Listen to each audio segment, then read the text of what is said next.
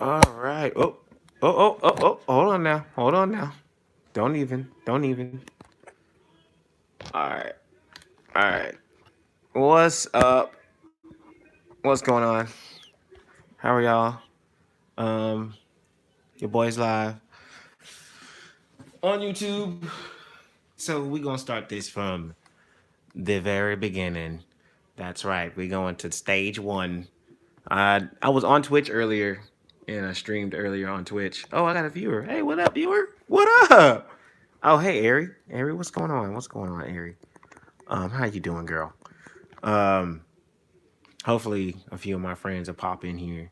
I don't know if it sent the link to Discord or not. I don't know. I don't know. I should have went to Twitch. I don't know if I linked my Twitch with my YouTube. I don't know. I don't know. Well, that's good to know that you're doing good. Make sure you like the stream.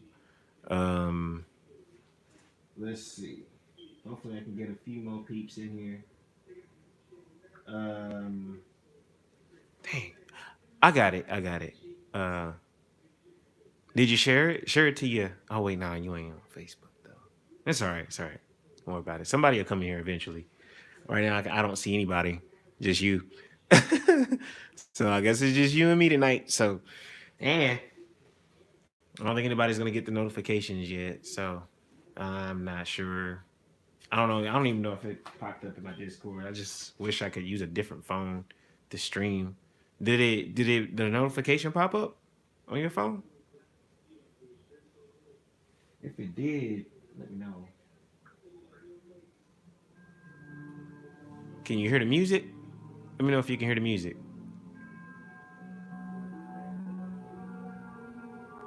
Can you hear the music? I hope you can hear it. Crazy thing is, this is gonna be live though. It's gonna be on YouTube, and people are gonna see this. This is my first stream, y'all. So don't even. I don't even want to hear it. I don't even want to hear it. This is my first stream, so don't even do it. Don't even do it. Let a nigga make it. Thank you very much. Um, so this stream is gonna be we're gonna be talking about and discussing about my book, Dark Divinity. This is my first comic book that I've ever written, and with the help of my lovely fiance, Rhonda, she helped me out with a lot of the writing because I am not the best of spellers. So she definitely helped me out with that, and I appreciate that. And I love her to death. Thank you, baby. So appreciate you. Um, and if anybody comes in that's new, welcome to the stream. Just click back a few times to find out basically what I'm talking about, and it's gonna be about all this book right here, this whole book. I'm not gonna tell you about the whole story, but I will discuss a few of the characters with y'all, and we'll talk about what those characters can do, and a little bit. I'll explain a little bit of the world to y'all, so y'all kind of get an idea of what dark divinity is. It's not as bad as it sounds. Okay? Yes, I know there are horns right there, but she's not a devil. She is a demon. This is a whole different world here. This is not the Earth space. This whole world, this whole story takes place in a galaxy next to our galaxy. So this is a whole different perspective right here. Whole different perspective. And I came up with this story back in 2011. Um, oh really? I don't know. I don't know. But I came up with this story all the way back in 2011, and I've been on this story for the longest. Been on this story for the longest, and how I ended up finishing it was because my fiance got me back on it because I don't know, I just wasn't feeling it. But she helped me out, so now the story's back. So now I'm gonna talk about this world that I created. I made up myself, Dark Divinity. Okay, so if the stream is lagging, I do apologize for the lag.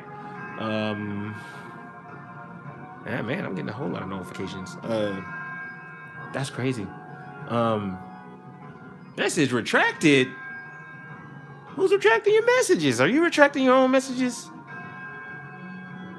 Oh my gosh. Okay, anyway. Dark Divinity, folks. Now let me show y'all what y'all are gonna be looking at once the book comes out itself. This is how the story is written pretty much.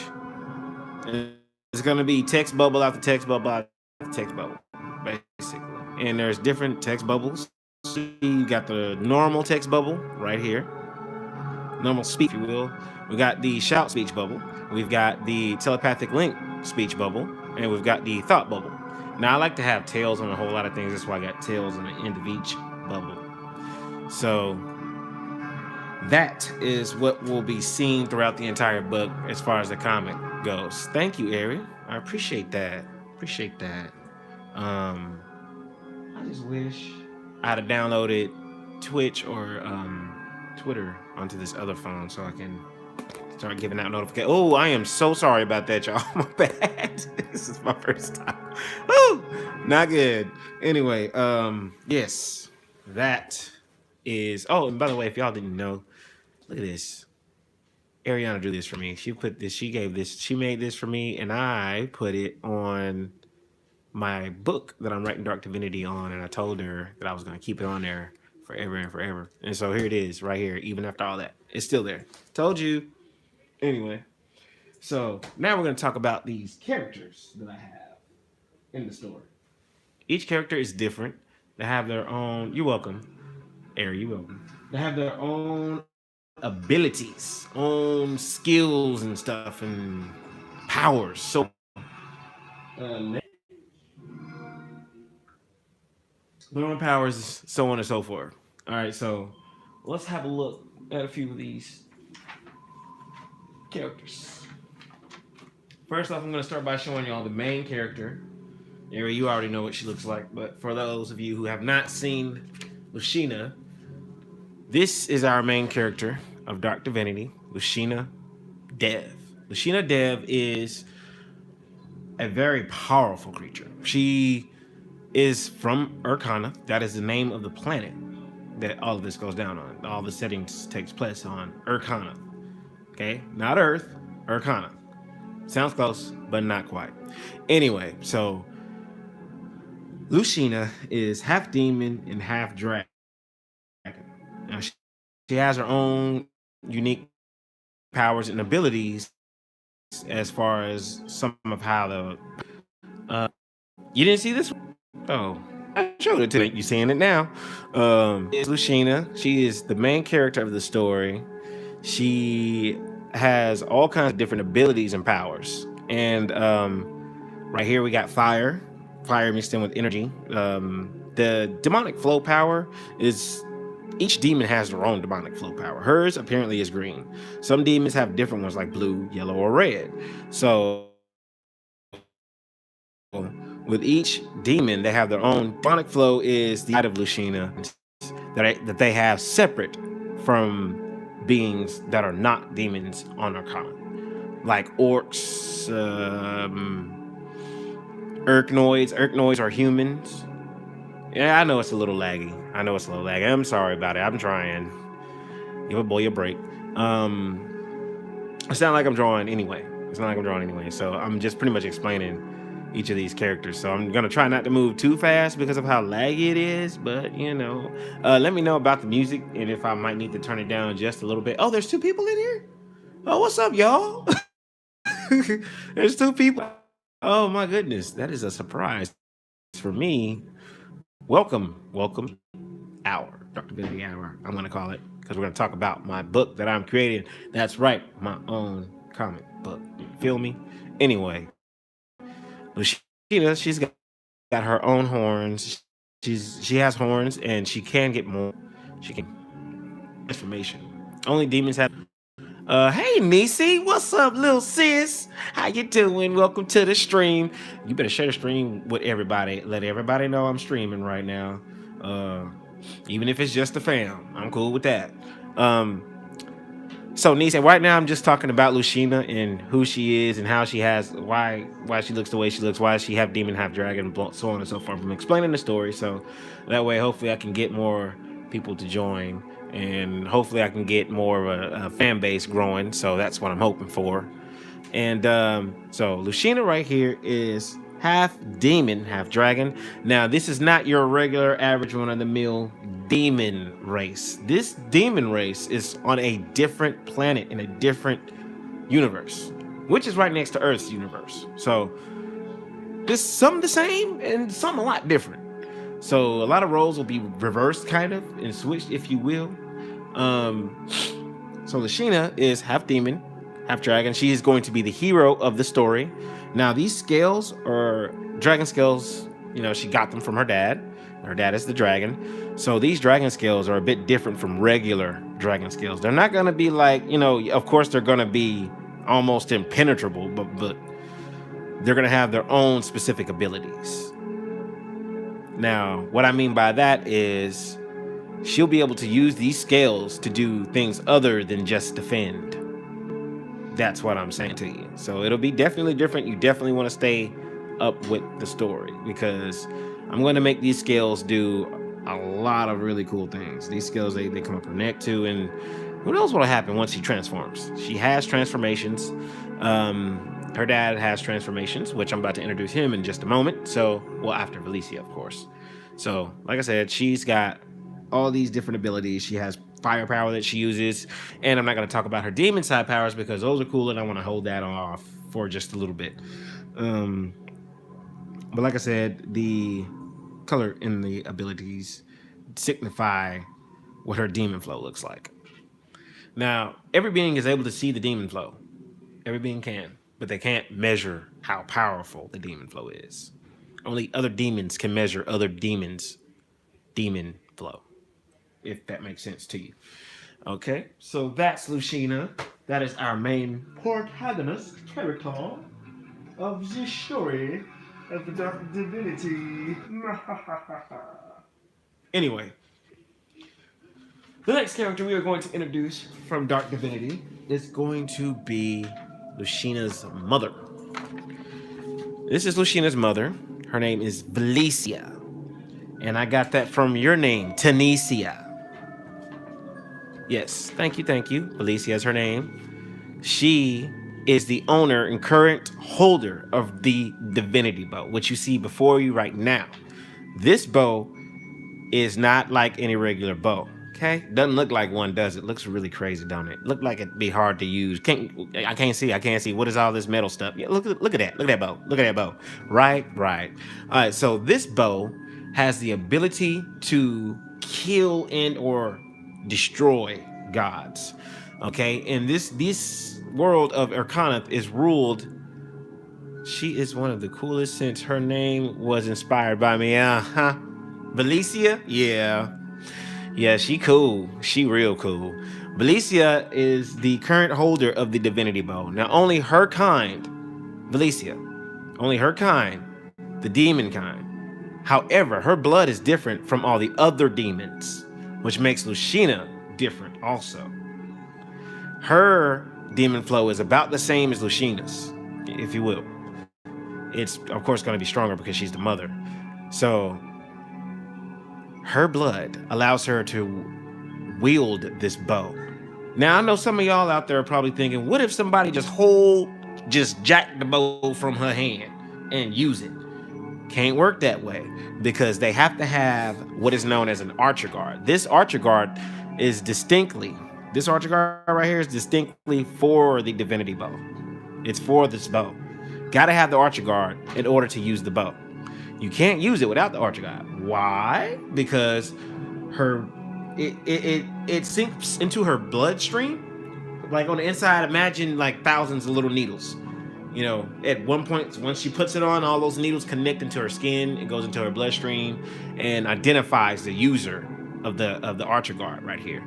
Oh, we got 3. Oh, well, I had 3 people. Somebody came and somebody left. It'll be all right.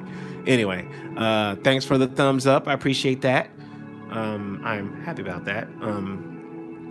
So I'm just starting out. We 14 minutes in. Let's keep it going, I guess. I'm gonna try to see if I can stretch it. If I can. I don't know. We'll see what happens. Uh-oh, we got one person. Oh, wait, no, he came back. Okay, cool. Welcome back again. She's a mother. She has the archer guard. This archer guard, like I said, controls the bow. It's able to be summoned. You're not gonna always see the Divinity bow. She flicks her wrist and the bow appears. You see what I'm saying? It's all magic, connected to the archer guard, so on and so forth. So What if somebody took the Archer Guard from her and put it on themselves and try to use the Divinity Bow? It still won't work. The reason why is this Archer Guard was made specifically for Valicia and her spawn. It's made specifically for her personally. And the reason is because Valicia's mother is so on and so forth, and I can't tell y'all all that information. But let's just say ain't nobody else getting a hold of Divinity Bow unless they're Valicia or Lucina. Have to be one or the other. Lucina is inspired by my big sister, Lachania. Sort of, kind of, if you will. So, yes, sisters, y'all have something to do with the book. Woohoo. Y'all didn't know that, did you? Didn't know it, did you? I bet you gonna know now. Anyway, Valicia has demonic powers, and her demonic powers are a set different from all the other demons on Arcana. And the reason her demon powers are a bit different is because, like I said, she's directly related to so on and so forth. I can't tell you the name. So, she has the power of telekinesis. She can move things with her mind, and what is known as S-class telekinesis. And now what S-class telekinesis is the ability to control things within things. So she has the ability to manipulate anything within anything. So if there was let's say there was a box sitting on the ground, she would have the ability to manipulate the item that is inside the box. She can manipulate the item inside the box without having to see it, as long as she knows there's an item present. She can manipulate the item out of the box with that kind of telekinesis. That's S-class telekinesis, and not very many have mastered S-class. Valicia is one of the few who has mastered the S-class telekinesis. So that is a pretty dang strong ability to have by herself, along with having a God of Destruction kind of bow. So she pretty broken. But anyway, let's talk about her dad now. Her dad is Baradon. He is the father of Lucina. This giant dragon right here has the ability to transform several times over. He's a very, very powerful red dragon. He is, I wouldn't say wise, but battle wise. So his ability to fight, he's really, really, really canny when it comes to battling. So he loves fights. He's a dragon. Why wouldn't he? Oh, look at that. We got 3 people. Hey, how y'all doing? Thank you for the like. I appreciate y'all for coming out. Feel free to talk, guys. Feel free to ask me any question as I'm explaining. You can ask me any question, whatever you want about Dark Divinity, and I will answer your question, especially if I catch it. So, Kiwi! Kiwi! Nani, we have a Kiwi in the building, ladies and gentlemen. Kiwi's a good friend of mine. Do you know you're almost at 100? I'm almost at 100 subscribers. Don't lie. Don't lie. Really, how close am I? Let me know how close I am. Thank you for coming, Kiwi. Appreciate that. Yeah, this is Baradon. I drew him all myself. I drew him time ago. This Baradon has been here since 97. What? Let's go, Dark Divinity family. What's up, 97? Okay, so Baradon is Lucina's father. He is a huge dragon, obviously, as you see. Look at this. Look at this tree. This tree is a full-grown tree on Earth, right? P.S. That was my tattoo. That's what he's supposed to look like, huh? Well, I can send you a picture like after the stream, and you can go and get Baradon tatted on you and let him know where it came from. Anyway, thank you, sis. Love you. Anyway, this tree is a regular full-size grown tree on Earth, which means you see how big he is. He can just thump this tree, and the tree is gone. It is no more. It is like if he thumped you, that's it. You're gone. You're done. Baradon has beat you. So he is really huge compared to other dragons on Arcana in Dark Divinity. So let me know if I need to turn the music down. If the music is too loud, let me know if I need to crank that down a little bit. Just send me a message. Let me know, hey, turn the music down a little bit so we can hear you better. That also works for me. That was cool that Kiwi popped in, though. That was awesome. Hey, Kiwi, if you're still here, shout the stream out in Twitter and see if we can't get some more heads in here, because I would love to have a whole conversation about this book with people. That would be fun. Um, and for those of y'all that stay and are here, I will. Looks like I got my first group of moderators. You know, Ari, you gonna probably be a moderator, so I'm gonna have to talk to you a lot. Now back to Baradon. Baradon is enormous. He has transformations. He has several transformations. This is known as full dragon. And the reason I say this is a full dragon transformation is because of how big he is. However, with a tier dragon transformation, he does not, I repeat, and this is broken, he does not lose his speed as he was as a like humanoid figure. His speed stays the same. That's why it's called full dragon, because he keeps his speed even with the enormousness he is. You know, so that's how big Baradon is. Now let me show you his other transformation. This is regular tier 1 Baradon. This is tier 1 Baradon. He's got, as you can see, he's got the kind of like Dragon Ball Z pants going on. Got the whole tattered Wing Chun belt. He still got his horns on his head. I love horns, obviously. Most of my characters have them. All right, he's got really long, luscious white old guy hair, but he's not really old guy. He's the equivalent. He's like my age. Actually, no, he's about maybe 45 in human years, maybe good old 46 in human years. That's not old though. He's still young. But he's literally like 4,000 something years old, somewhere around there. He is a very stern gentleman. He's not gentleman, but gentlemanly only towards Felicia, which is the mom. So he's got scales of his own. His whole body is lit with scales, and that's because he's a dragon. And his humanoid form is like this, and this is how Ashina was conceived, if I could say that. I hope I don't get banned or something for saying conceived. I don't know how that works. But his powers are different too. He's one of the only dragons that is able to, you know, go into dragon tier forms. He's one of the few that are left. Technically, he's the last one right now until Ashina's born. Then she'll be the last one. So, did I just give something away? My bad if I spoiled that. Unhear that. Okay, so he is, like I said, one of the most strongest dragons in Dark Divinity. And for those of you who have not seen the comic book cover yet, I'm gonna go ahead and show that one more time for those people that just popped in. Welcome to the stream. I put a link in a tweet. I'm not that good at this. That's okay, Kiwi. That's all I needed. Thank you. That's all you needed to do. I appreciated that. That's all you need to do. You ain't got to be like super good at it. You ain't got to throw no hashtags or emojis or whatever you wanted to use. I mean, you could have done it any kind of way. I don't care if you would have put a burrito in the picture. It doesn't matter to me. But it looks like I tweeted, so some people can at least pop in and check out this new world here. So this is the cover of my comic book. It is Dark Divinity. Oh, we got 4 peeps in the stream. What's up, 4 people?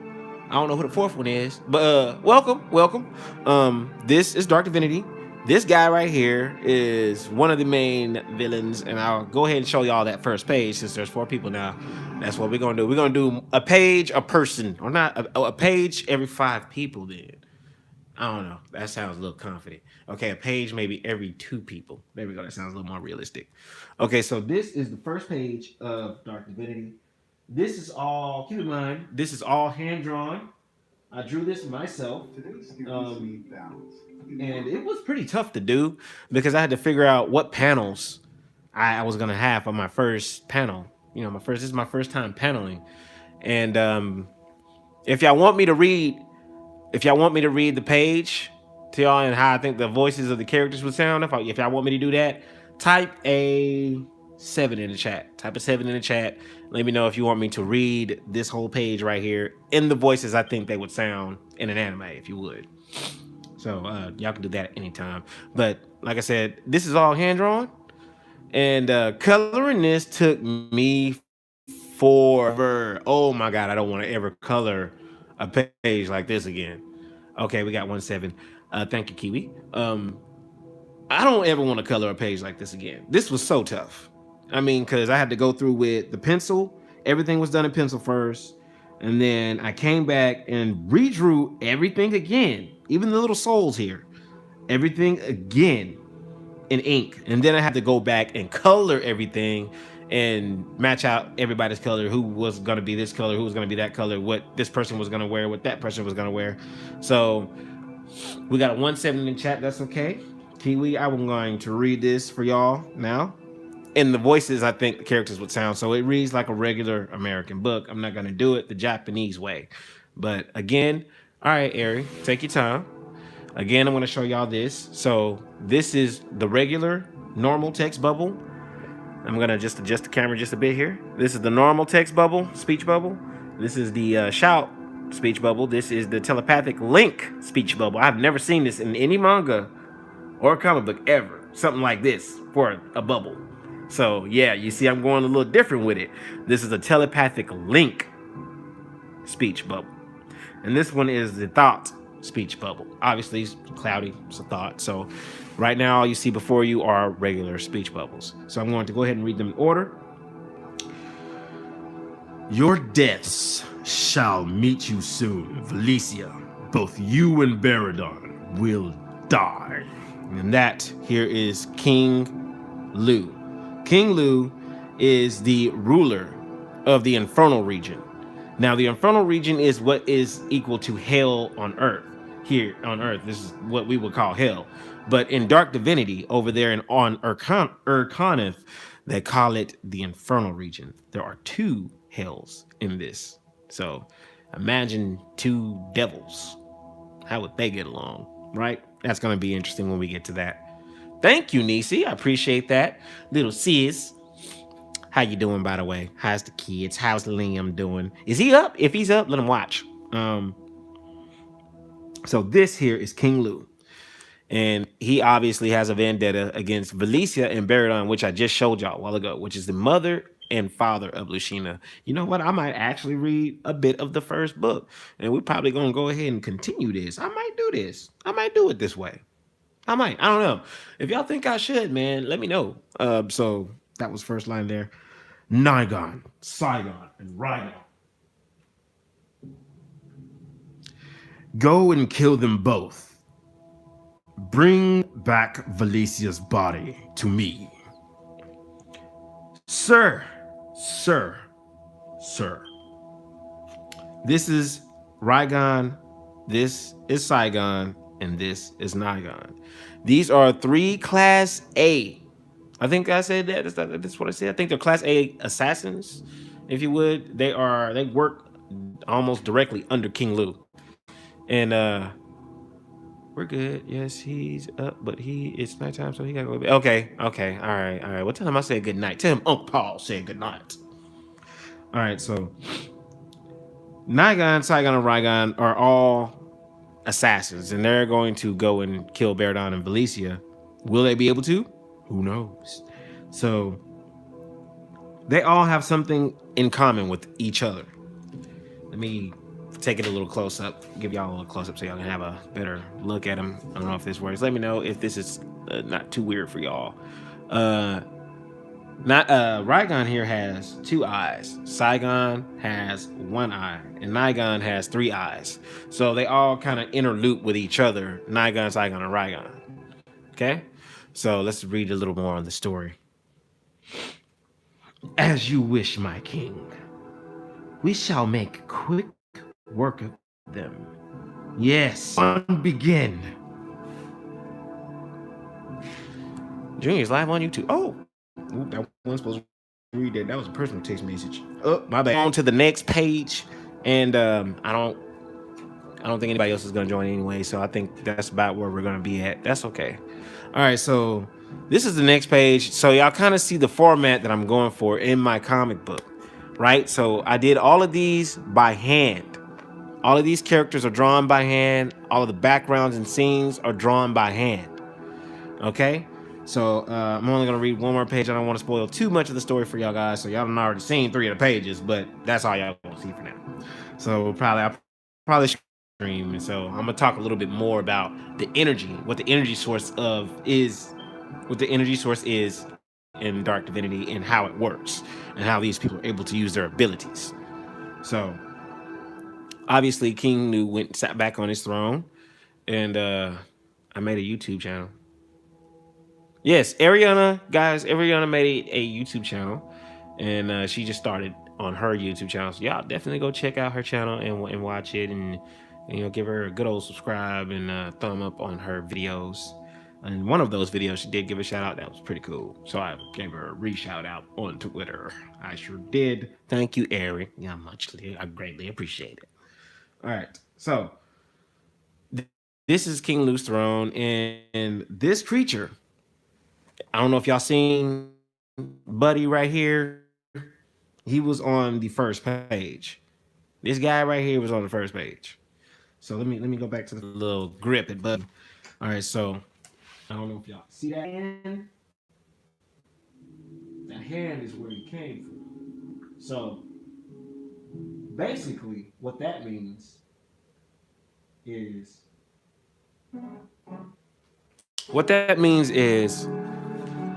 the souls in the soul pit here. You see all those little souls?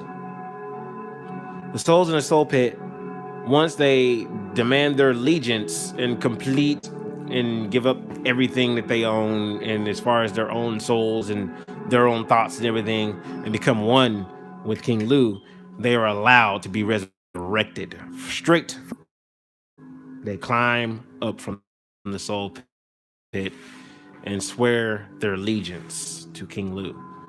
See, Watcher is here because he just came up from the soul pit. So I wonder what he's gonna be like. And Nani, that means what in Japanese for those who don't know. He has a missing horn, but he's reborn. Why is the horn missing? I wonder why. That horn. And he's got a little cocky feeling about him. Said on page 2, King Lu says, with the aid of the sisters, wonder who they are. With the aid of the sisters, I know Baradon has a hand in your betrayal to me. No matter, go, Valicia, on your heart remains active, and your heart will decompose leisurely. That sounds painful. And then there's this guy who pops up, and then here's the last panel on this page, giving you a very profound death. So now we know King Lu is a salty, angry, evil dude. Yeah, he's salty. I wonder what Valicia done did to this man, because he is real salty. He about to just whole kill her with her heart. He gonna use her heart and kill her. You can't tell me that's not salty. He's salty. Dude is salty. He's salty. So that's pretty much that on how the book looks itself. And now we're gonna look at the next two characters I want to show y'all. This is Mayor Kragar and Vice Mayor Nagri. So we're gonna show you Kragar first. This is Mayor Kragar. Homeboy is huge, ain't he? But he is also a orc. And what an orc is, if you have not seen anything like what is that called? I don't know what that is. It is. Hold on, give me 1 second. Hold on, wait. Lords of the Rings. That's what it is. My bad. My fault, y'all. It is Lords of the Rings. You know, y'all remember the orcs from Lords of the Rings? Y'all remember how ugly them things was? They was ugly. It was real ugly. So give me 1 second. All right. What was that, Ari? What did you say? Hold on, let me see what you said. I don't think I seen what you said there. Oh, well, I guess I can't view it. Yeah, well, this is my first time anyway. Just retype what you said a while ago, Ari. I didn't hear you. But if I need to turn the music down, I'm gonna turn it down, son. So I can explain to y'all who this guy is. Okay, Mayor Kragar. Now I'm standing up. Mayor Kragar is the mayor of Mordania. What Mordania is a city within Dark Divinity. It's a city within Arcana. Now, there are several cities in this entire story. And the one of the main cities that you're going to see a lot is Mordania, and he is from Mordania. It is the city that is the closest to the ocean, and it's a very big and beautiful city, very pretty, and he runs it now. Yeah, this ugly dude. Yeah, he runs it. He's mayor. And if you will take a look at his suitcase right here, could you imagine what's in there? I'm not. Let me know what y'all think is in the suitcase. I know what's in it. I wonder what you think is in it, and we'll tell you it's not money. Um, Mayor Cregar is a good friend of Baradon's, and if y'all remember what Baradon looked like, he's that big dragon. He is a good friend of Baradon, and he is the mayor because he had Baradon's. He may look evil. Cregar right here is a good guy, even though he looks evil. So it's gonna confuse you a lot about Dark Divinity. So and you're gonna think that these some of these characters are gonna look like they're bad guys, but that may not be. And the characters that look like good guys may actually turn out to be bad guys. So the moral of my book is don't judge a book by its cover until you read the contents. You see what I'm saying? So that's what this whole thing is about. So that's why the world is the way it is, and that's why I've made some orcs good people and some good people bad people. You know? I haven't seen a story that reversed before, other than that one Naruto movie. But anyway, that is Mayor Cregar. He has really not that many special abilities. He is more of that power wielder. He does have some magic abilities, though. And this lady right here is Miss Nagri. Now, Miss Nagri is vice mayor to Mordania, not Mordania, Mordania. She's vice mayor to Mordania, and she is pretty much the advisor. You know, she kind of keeps Mayor Krieger on his toes and make sure the man look alright and ain't going outside all tattered up and torn up. And make sure his suit look nice at least. And he rips off the sleeves all the time. So imagine how annoyed she get about him ripping off the dang sleeves. Thank you, Kiwi. Thank you. Um, her hairstyle was inspired by my fiance. That's kind of why I made her hairstyle the way it is. I was kind of inspired by her hairstyle and how her hair was, you know, at the time. Um, that's what inspired the hairstyle. Thank you very much. So Nagri is she's got that. She's more like a I wouldn't say southern, you know, in the terms of better understanding. She's more like that, you know, that hip, that hip kind of person, that hip kind of lady. You know, she's classy, but she can get sassy real quick if she need to. Basically, is what I'm saying. That's the kind of character Nagri is, and she's definitely kind of goofy. She has her own little quirky ways about herself that makes her a fun character, so on and so forth. So that is Nagri right there. So let me introduce y'all. This is one of my favorite characters to talk about. Oh man, I love Sin so much. He's cool. Now, what we're gonna talk about is Sin. Not the Sin y'all thinking of either, but it relates to that. This is Sin. Sin here is a companion to Lucina. He will be throughout the entire story along with Lucina. He is our second, pretty much, protagonist character of the entire story of Dark Divinity. Now, I will not explain how his existence is, but I will explain some of his abilities and what he's able to do. Now, Sin has the ability, us humans, he has the ability to control not us, but the humans of this world, Dark Divinity. He's able to control their sin. Get it? He can control their sin.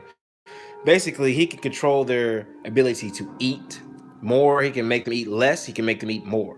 He can make them have more greed or less greed. He can make them more gluttons or less gluttons. He can, let's see, what's another one? He can make them more prideful or less prideful. That's his power. He's able to control their sin. So, say somebody is super prideful about how amazing their body looks, right? Somebody walking by and they just like, ooh, I'm just the hottest thing on the planet. Look at these hips is hitting, these curves is hitting, right? You know what I'm saying? And so let's say Sin don't like that. And so he's like, ooh, see, you got a problem. You may have a little gluttony in your system. You might have a little clip. You might want to go get that checked out. So next thing you know, that person that was so prideful now ends up eating a lot until they get fat and probably eat too much till they die. That's how he. That's what his abilities are. They messed up, but he can. He's strong. I wouldn't be a regular Urkanian and mess with this guy right here because he can control you basically through your sins. That's what's so cool about him to me, because he can control other people through their sins. And who knows how strong he can get to where he can probably control any being through their sins. I don't know. But I just made him know not too long ago. Well, when I wrote the story, that's when Sin came out. Anyway, that is Sin. So those are the main characters of the story, pretty much, that I wanted to show y'all. So I want to show y'all some side characters that I'm thinking about maybe putting in the comic book, and then we'll look at how some of the creatures are going to look in Dark Divinity. So here's a little taste that. Oh, before I show y'all some of these side characters, I am going to show y'all the forms of Lucina. So what you saw on the cover was her baby form, right? So this is her childhood form. This is what Lucina looks like as a child. Oh, ain't she adorable? Look at her little self, just tiny. Just a tiny little demon creature. Now you see, her scales aren't there yet. They haven't grown in yet. So she's still young. This is where she's learning how to use her powers, magics, and abilities. And Lucina is incredibly intelligent. She is really intelligent. Even at this age, she's intelligent. So she's very intelligent. That's what she looks like as a child. Okay, now here's what she looks like as, I would say, maybe, I don't know, maybe like the equivalent of a 11, 12-year-old? No. I take that back. I'm going to say the equivalent of a 17-year-old. There we go, about 17, 18-year-old. So this is her around that age. As a human, in human years, this was what she would look like in human years at that age. Now, you see her scales are grown in and everything like that. She has the Archer Guard, so there's some things in the story that happened. I wonder what they were. And as you've seen from the beginning, this is like her full-grown stage, which kind of looks like her teenage stage, but this is full-grown. You see her horns are a bit bigger, and her hair, she got rid of the giant braid and ended up with the thinner braid. And her outfit looks a little bit different, not too much different. So, and she definitely runs around barefoot all the time. So, that's because she's part dragon. She can step on glass and it won't really hurt her very badly. All right, so we're not going to talk about that. So now we're going to talk about some maybe characters. What do you guys think? Do you guys think I should put these characters into the story, or do you think I should leave them out of the story and put them in a different story? Okay, so there are different races in Dark Divinity, just as there would be in like Dungeons and Dragons or anything like Lords of the Rings, anything like that. Those different creatures. So this is what the Drow race will kind of signify and kind of look like. This is just a female Drow. And do you guys think I should add the Drow race into Dark Divinity, as their own sub-race? And as you can see, the Drows have different eyes. They're different from elves as far as color and complex goes. They're a bit different, but not completely the same as elves. They have dark magic they use. Some of them are good guys and some of them are bad guys, obviously. So that's going to be the Drow race. Let me know if I should definitely add the Drows in. I created a race that's between squids. Yeah, squids. Squids or, demons, kind of like a squid demon kind of creature. And that's what this little monster is. So, and their powers are obviously going to be different. And I don't know any very much detail about her. I just want to know if y'all think I should add her in as a probably protagonist villainous character. Should I put her in as one of the main villains, as one of the villains that that the hero runs into every once in a while? That villain. Should I make this character that kind of villain? And then here's another maybe villainous character. He has no color, so I'm just gonna go ahead and warn y'all now. He's not complete yet. Ooh, I was not supposed to show y'all this yet, but I'm gonna go ahead and tell you now. This is here. Look at this horn. See that horn's missing, right? For those who were here from the beginning and saw a few of the pages, yeah, that's what that guy that came crawling out of the soul pool. Yeah, that's him. This is him, right here. The guy that came crawling out of the soul pool. This is what he will look like afterwards, but he won't be blue. Of course, he'll probably be a different color. Now these two guys are from the same universe. I made them up in a different story, but I don't know if I should put them in this story. So let me know what y'all think about how these boys look. This is the younger brother. Well, I have the other brother over here in my hand. This is the younger brother, and he's stronger than the older brother. Don't know why, but he is. That's the way I created them. But as you can see, their outfit, they have these symbols. These symbols related to something in one of the older stories I had. These symbols related to something and allowed them to be able to use some type of power of some kind. Now, for a closer look, this is the younger brother of the older brother. They've got a lot going. Look at the horns; they're enormous. His hands are really weird. I just made this whole thing up. This is a high school drawing of mine from a while back. So let's have a look at the other gentleman.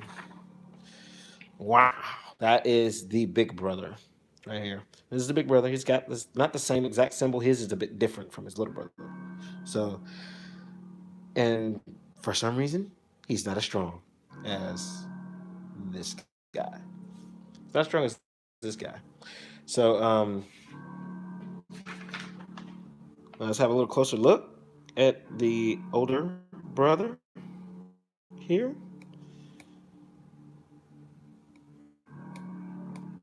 Oh dear, hold on. All right, guys, I'm back. I'm back. Sorry about that. Had to take care of a few things. Um, I'm resuming. So I'll at least wait till I get some audience before I start speaking. So right now it's just gonna be music playing from the music that I came up with that started this whole Dark Divinity business. So what I need to do is what is this on? Is this on my channel? I think I can go. I can't because. All right, I'll be right back, y'all. I should have stayed on my Facebook. I don't have to do that. Hold on, y'all. I'll be right back.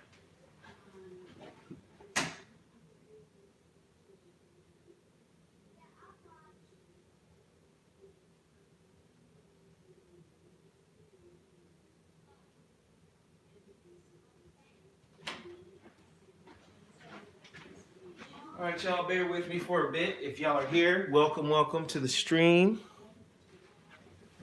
We are going to continue the conversation that we were having about Dark Divinity. Okay, all right. So, what I am going to do right now, I'm probably going to end this stream right here. I don't know if I should. I'm going to keep it open. I don't know if I can share. I'm going to try to share it real quick. I'm going to try to share the stream real quick, and then I'll pop back in. So don't go anywhere. Stay in the stream. Do not leave.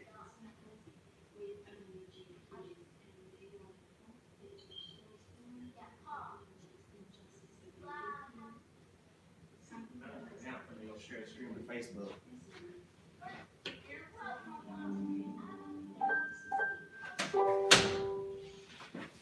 That lets y'all know my speaker is now connected. Isn't that wonderful?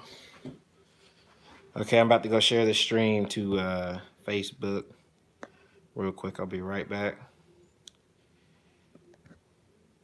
What? Well, I'm about to share it on Twitter first, and I'm gonna copy the link. Link copied.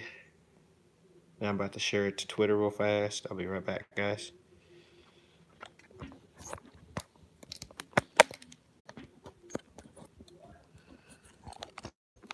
Hopefully we get some peeps in. That would be nice. If not, that's okay. So I'm gonna go ahead and play the music for y'all yet again. So please enjoy the music. It's not connected. Well, let me go and connect it then. But yeah, we're gonna continue the conversation about Dark Divinity and what characters you think I should add in. If you're just popping in again, catch back up or rewind the stream in a bit to find out what it's about. So let's connect the speaker so y'all will have some music, some tunes in your ears to kind of get in that setting, get in that feeling. So we got that going. There we go. So enjoy the music. Oh, we got a viewer. What's up? What's up? What's up? I'm just gonna step away for a few seconds. So enjoy the music. And I'm gonna talk a little bit more about Dark Divinity. This is my book, by the way, I made up. So if you weren't here earlier, I'll be streaming for quite a while. So talking about the different drawings I have and different characters and so on and so forth. So give me 1 sec, I'll be right back.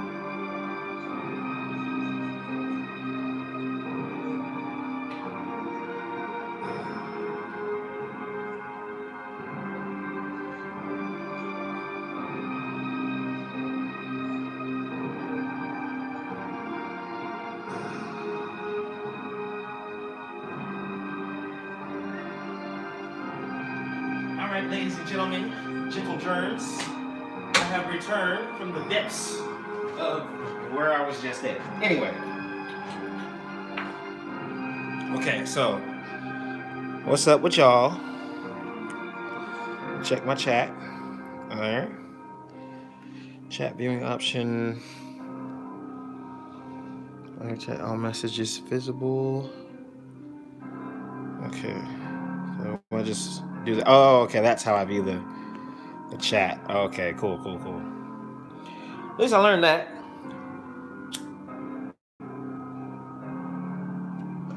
All right, so what we have here are a few characters from Dark Divinity.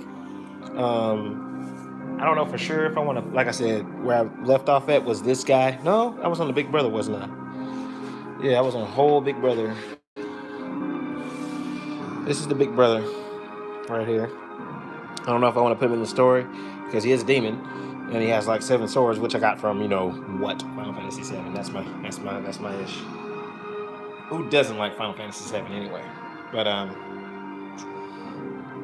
yes, make sure you leave a like on the stream. Also, I would greatly appreciate it.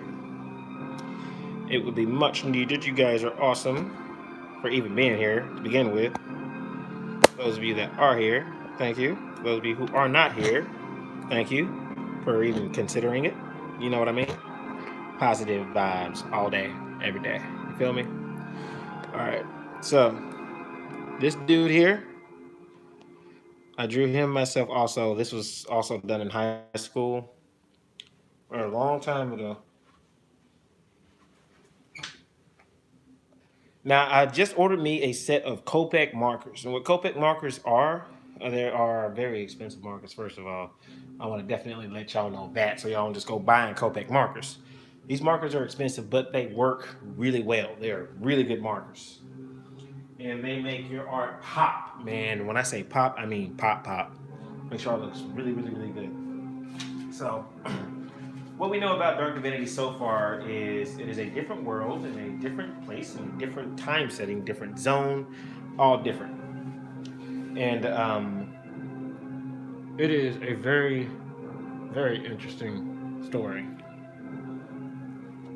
And like I said, after 2011, I stopped working on the story for quite a while.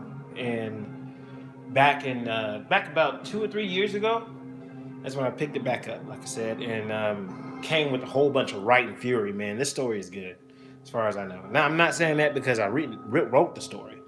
I'm saying that because to me, it's good. I mean, I like how it goes down, how everything goes down, man, and it goes down in this story. I'm telling you. So, those are a few of the people that I wanted you guys to see.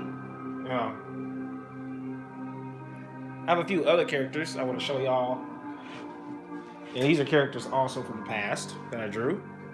So a few of them I want to show y'all and see what y'all think about those characters. And should they join in the Dark Divinity realm? What powers you think they should have? So on and so forth. So I'm over here looking through a lot of the drawings that I have, and I've had them for, oh my God, a long time. A very long time. And I mean a very long time. Definitely not this folder. So I might use some of the characters from previous videos that I have done. Y'all can definitely check those out too, by the way. I have different characters from previous videos, and I also show y'all a few other things that I've done. Definitely want to show y'all these two dudes right here. So the first dude I'm going to talk about is this black and white drawing. He's not complete yet either. So he is another character I thought of. I have no information on him right now. I just know he's a demon. And he will be quite strong. So I don't know if I want to make him a hero or villain or anti-hero. One of those three. To me, he looks more like a... He looks like a bad guy. Definitely. But I haven't quite decided what I want to do with him yet. And in the demon realm, the infernal region, they all wear the signature color purple. Purple signifies the demon race in Dark Divinity. Shirtless or not. So they'll either have some type of purple tattoo or purple tattoos. If they are shirtless, if they have, of course, clothes, they're going to be purple somewhere on them. Unless it's a straight demon that has left the region and wants nothing to do with neither the region or its missions, if you will. So I'm thinking of either making him a wanderer demon, perhaps. Kind of like Jiraiya, but not necessarily Jiraiya. This guy, I just made him up out of nowhere. I was thinking of making him Lashina's like secret brother or something like that. That's what I was thinking of doing with him, was making him her secret brother. So I don't know for sure what I want to do with this guy yet either. So if there's anyone here, please be sure to share the stream so we can get some people in here. Don't be afraid to comment, say anything, type, say anything you want, ask any question you want. I can answer it. Obviously, if it's not questions that spoil the story. What's up? Welcome to the stream. I see you just popped in. Hey, how you doing? How was your night so far? I'm going to try to stream for about maybe an hour or two if I can. This is all about my story called Dark Divinity, if you hadn't seen from the title. So welcome to the stream. How are you? So right now, this character I have before you is a character I just randomly made up. I don't know for sure if I'm going to put him in the story. I was thinking, and the reason why his hair is green, I was thinking of making him related to Lashina, probably. I don't know for sure. I think a secret brother would definitely throw some ins and outs on the story. That's lovely. Anyway, so I want to show y'all some more of the pages. There's really not enough people here yet for me to do that. I do have other characters I want to show y'all. Oh, let me talk about the energy source of this world. Now, the energy source of this world is a bit different. It's like magic, but stronger. It is called essence energy. And now essence energy is a energy flow that flows, obviously. It flows, all the energy source is within this one planet, in this galaxy. And of course, that sounds crazy, because how is one planet going to hold the entire energy of the universe? Well, that's why this is my story. So it doesn't make sense. That's because it's from a different galaxy. So, darn ads. So, the way that this works, the way that what is the name of the energy? The way that E-flow works, it's like chakra, it's like ki, but not exactly. Thanks for the like, I appreciate that. It's not chakra, it's not ki, but it's similar to both. Now, I don't have a really big fancy setup like most of these streamers do, and I'm gonna get that stuff eventually, guys, so bear with the brother. Okay, so the next character, let's have a look at what I got for y'all. Hopefully you won't get the first one. So you guys can take a look at it. So, Dark Divinity is one of my favorite stories, because I've written a lot of different stories too, and I'll show y'all some of them too. Some of the artwork from different stories that I've come up with. Let's see. Alright, let's see. That's from OC stuff. Definitely OC stuff there. Okay, so definitely. Where's that other one? I had a one that had quite a few characters in it. That's for businesses.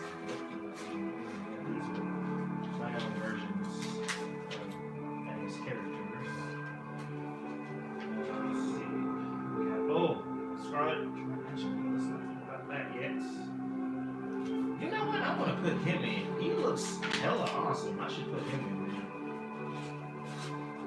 there. Okay. This is a character I wanted to add to a different story, but let me know if y'all think I should put him in this one. This here is King Leon. King Leon he's a shadow lion king, if you will, or King Lion.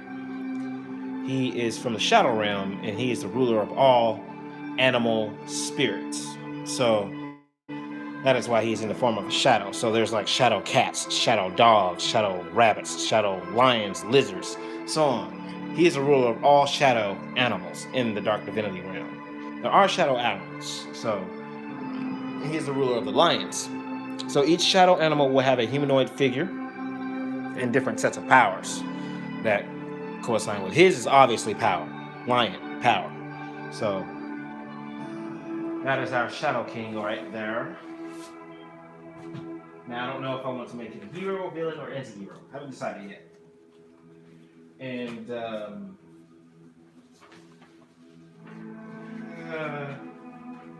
Shadow King Leon. Oh, right. I was going to show you the creatures for this planet. I'll show you a few other characters that will be in the story also. I'm on the line looking at all the stuff I got right now. That's crazy. Anyway, the species. This species is a bit different. Now, imagine a lion and a shark together in one body. That would be this creature. A lion and a shark together in one body. So what happens here is this creature swims through the water real quick, obviously, like a shark. It's very fast at swimming. It has gills, which are right here, located here. It has gills, and it has those wings that are on the feet or whatever. They grow out once they're in the water. They come out. and that's when it's able to swim really, really fast, so on and so forth. And once it come upon land, it transforms into this humanoid creature. And distinctively, I chose girl because I don't know why. I'm looking at drawing girls. Anyway, she there's a male. There obviously are males too because they have to reproduce, obviously. So this is what it transforms into. The fur kind of becomes its clothes, and so on and so forth. The antennae here are shortened in one solid color. So they don't have any pupils in their eyes, as you can see. They do not have pupils. And again, these are all hand drawn by me, freehanded. Also, just thought I should add that in there so you guys have an idea of what I can do. So there it is. There are that species. There are going to be different species that I'm going to draw, and I'll probably make live streams and actually draw them. So there's that. Now I want to show you guys the shopkeeper, Vion. He's in the story, and he will play a pretty significant role in the story as the shopkeeper. This here is Vion the shopkeeper from Dark Divinity, my story. And what he's able to do, he's obviously an elf. Yeah, an elf that smokes. Isn't that interesting? Yeah, he's one of the higher elves. He's very intelligent. He has a whole shop and he works with magic. And, well, not magic. He works with E-flow items. And what E-flow items are is items that has E-flow in it that you can use in combat or you can use for anything else.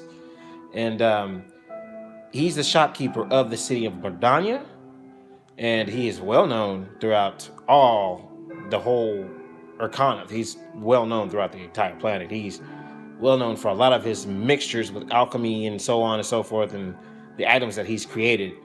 He's considered one person that you would consider an S-class wizard. Now there are some double S classes out there in this world, and he is one of the S-class wizards, well known. He fought in a war. They won the war, of course, so on and so forth. But I'm not going to get into the war about Dark Divinity because that is in the story, which you will learn later.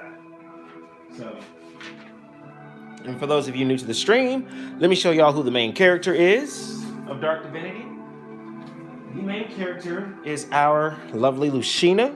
She is the main character of Dark Divinity. She's half dragon, half demon. As I said before earlier in the stream, this is a good look close up for you guys right here. This is all done. Yo, S Plays, what's cracking, homie? Glad you made it. Thank you for coming. I really appreciate that. Hey, drop a like on the stream, my homie. This is my character that I created for my comic book. Okay, so this is Lucina. She's the main character. She's half demon and half dragon. And bro, check out the scales. She's got dragon scales on one of her legs and one of her arms. Kind of like Full Metal, but this is completely different. Her dragon scales, they'll be able to do things later on in the story. I'm not going to explain what they can do, but they can do things throughout the story. Thank you. Yeah, man, it took a while to get this thing, together. It took a while to get this all together. And I've been working on this story since 2011. Ain't that crazy? You know how long that is? Man, I've been working on this story for a long time, right? So, I don't know if you've seen the cover yet. Let me show you the cover. Here is the cover of the comic book. That's the cover. This is all hand-drawn, yet again, with pen, pencil, and ink. All hand-drawn. I used Micron ink for the inking in this picture. So, Micron ink is from, Micron pens. I do have those. I can show y'all what those look like here in a bit. Now, this is somebody y'all might like also. This guy right here, his name is Veratos. He is Sin's best friend. And for those of you new to the stream, I'll show y'all who Sin is in a second. So this is Veratos. Veratos is a drow in this world of Dark Divinity. He's a dark elf, but he's not that much of a bad guy. He looks like one, but you will see what kind of personality he has once you get into the story. The comic book is almost complete. I'm writing it on Wattpad. Okay, if you don't have the app Wattpad, get the app, download the app Wattpad, and search up Paul Drawn Destiny, and you'll see the comic book there. So, you guys definitely check that out. This, like I said, this here is Veratos. He's a dark drow. He is powerful. This gauntlet, there's a lot of power in this gauntlet. He can use this gauntlet for a lot of different dark magics that he has. And he's a really fast learner. He learns spells really, really, really quickly. And yeah, that is Varados. This guy right here, man, he's one of my favorite characters. That's Varados. So I'm going to show y'all the first god of Dark Divinity. And here's the first god. His name is Darmotis. He's the god of the sea, not ocean. The sea. Have you ever heard of a god of the sea? He's the god of the sea. And what he does is he controls the sea. Yeah, obviously, he has pretty much the same powers as Poseidon, basically, to put it that way. But it's all E-flow. And he can use these different rubies for different things. So he didn't get a chance to use that because something happened. I'm not going to say what. I'm going to get the story away again. Anyway, that is that dude right there. I'm going to show y'all. And let me know if y'all think. I'm thinking about putting death with the scythe. I'm thinking about putting death in the story.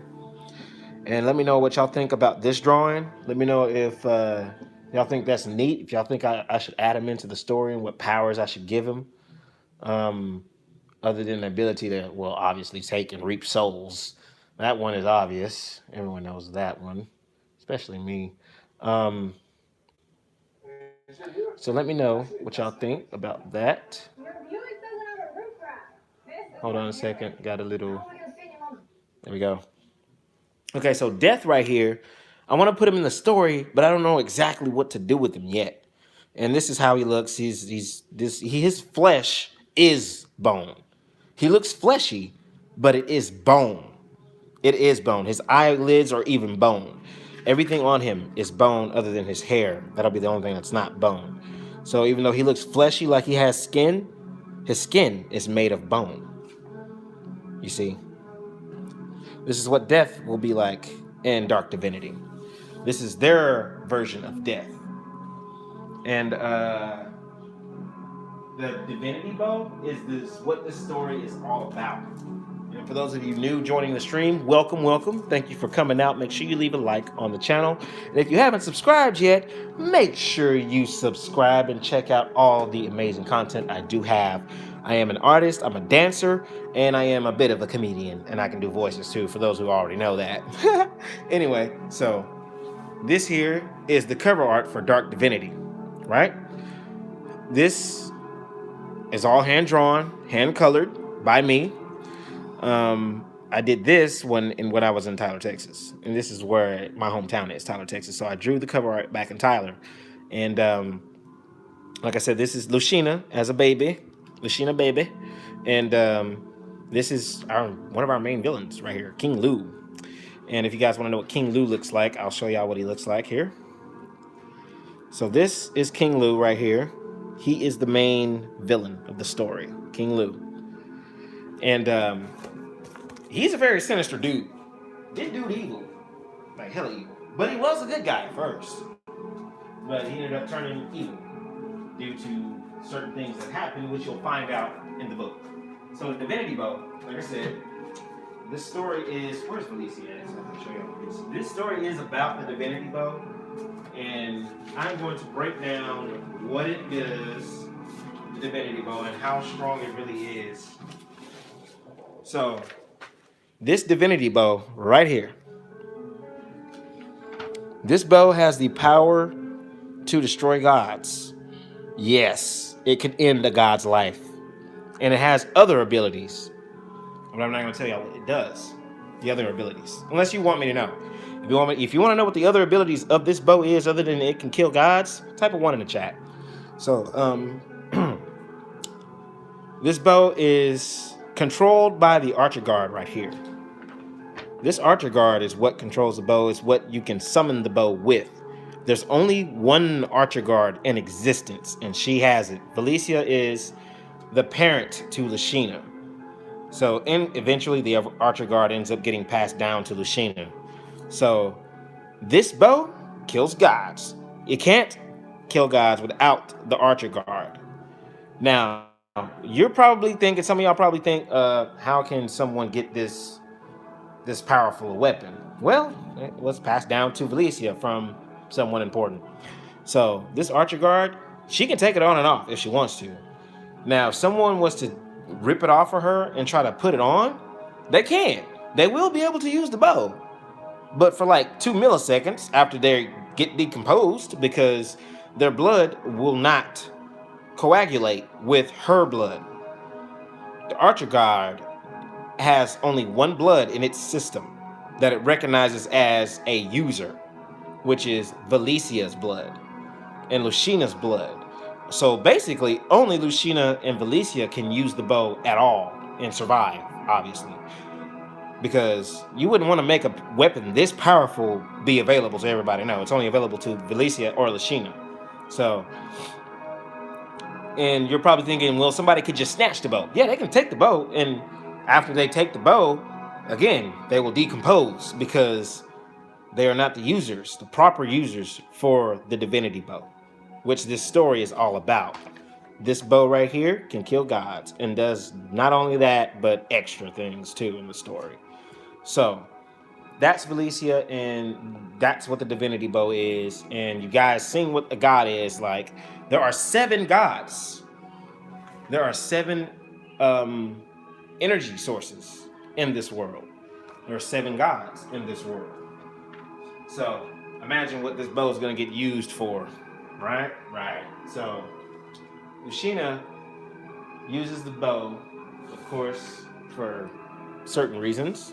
I'll have her there for visuals. So I'm gonna put her next to her mom while I explain the bow to you guys. So this is mother and daughter together. Lucina and her mom are here. Valicia, Lucina. So what Lucina is half demon, half dragon.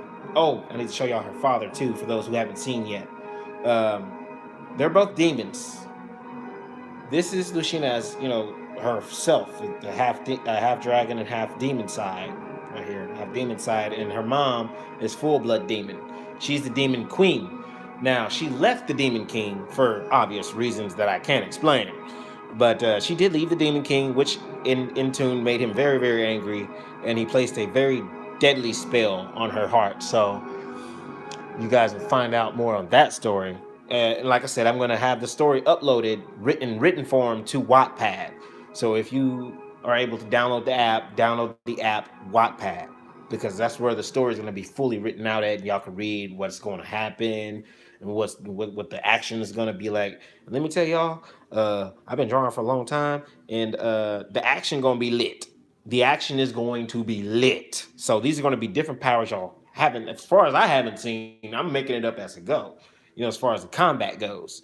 So basically, it's like this: when they throw a spell, they say the incant, of course, for the spell, and then whatever energy source is being used by the spell, that's what the spell circle color will signify, and it'll have an emblem of the energy source used for the spell. So imagine Full Metal Alchemist circle. I forget what that circle's called. Somebody write a comment if you know what Full Metal Alchemist is, and tell me what that circle's called. Transmutation circle. There we go. So the circle has an emblem of whatever element is being used. So if it was fire magic, it's gonna have that circle. You feel me? It's gonna have that telegrammatic circle, and it's gonna have all kinds of weird cursings and weird like writing in the circle, just like Doctor Strange. You know how he has them circles whenever he uses his magic? It's like that, but not exactly like that. It won't appear like that. It'll start small and grow big, or however much magic power is being used. That's how big the circle becomes. So if there's a spell being thrown out the hand and it's going to be a really powerful one, that circle is going to be enormous. And then that's when the magic or power will flow from that circle. So, like I said, the energy source in this world is called essence energy. It's not ki, it's not chakra. It's essence energy. And what essence energy is it's the source and the essence of all energy within the realm. So, what happens with this energy is it can be used to use special abilities, or it can be used as currency. It is extracted from the center of the planet, and they turn it into currency. And with the way this world is set up in Dark Divinity, it's modern, but also kind of like what is that movie again? I keep forgetting this movie. I don't know why. Lords of the Ring. I'm so sorry about that, y'all. We're having a bunch of brain farts tonight. Lords of the Ring. So imagine Lords of the Ring with motorcycles, Lamborghinis, Bugattis, cities, buildings. Imagine that. Imagine Lords of the Rings with, you know, with today's technology. Imagine a wizard using an iPhone, basically. You see what I'm saying? You get that? That's a neat idea, ain't it? Yeah. That's what I came up with, and the book is copyrighted, by the way. For those of you out there who are those type of people. Anyway, so yeah, the energy source in this world is really interesting, and I love it. It's fun energy stuff. So there are 7 vast structures within Urkana, and again, like I said, for those who are new, this is about Dark Divinity. This is a comic that I came up with, the world I came up with, everything on my own. But I did have help with a lot of the writing and some of the concepts from my fiance. Big shout out to my fiance, Lorena. Thank you, baby. So some of those concepts did come from her also, and we pretty much helped. We pretty much combined our minds, and a lot of this came about. So, like I said, the energy. So there are 7 vast structures: earth, wind, water, fire, air. Well, that would go with wind. So earth, wind, water, fire.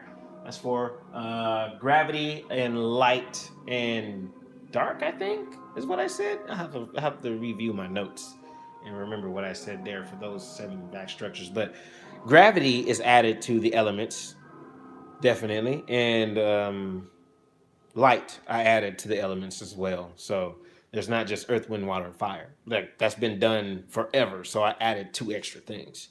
You know, like 5, 6, 7, 3 extra things. I added 3 extra things. So I wanted to do something different with energy, man, and I didn't want to kill it with the whole key and the whole chakra kind of thing, because everybody knows what key, everybody knows what chakra is. So nobody knows what essence energy is, though, because I made it up. So the energy sources flow from these 7 structures, which are pretty much crystallized structures. If you can use your imagination, imagine like 7 giant crystal cities individually in one subatomic space. So imagine 7 cities, 7 big cities in one giant space. And that is in the center of a planet, which is in a different dimension. And that dimension is an inner dimension that controls the whole dimension itself within the Dark Divinity realm. So it's about this planet, and if anything happens to this planet, it destroys the entire universe itself within this world. So that's where y'all probably get the understanding here, hopefully. So Lashina is a very powerful half demon, half dragon.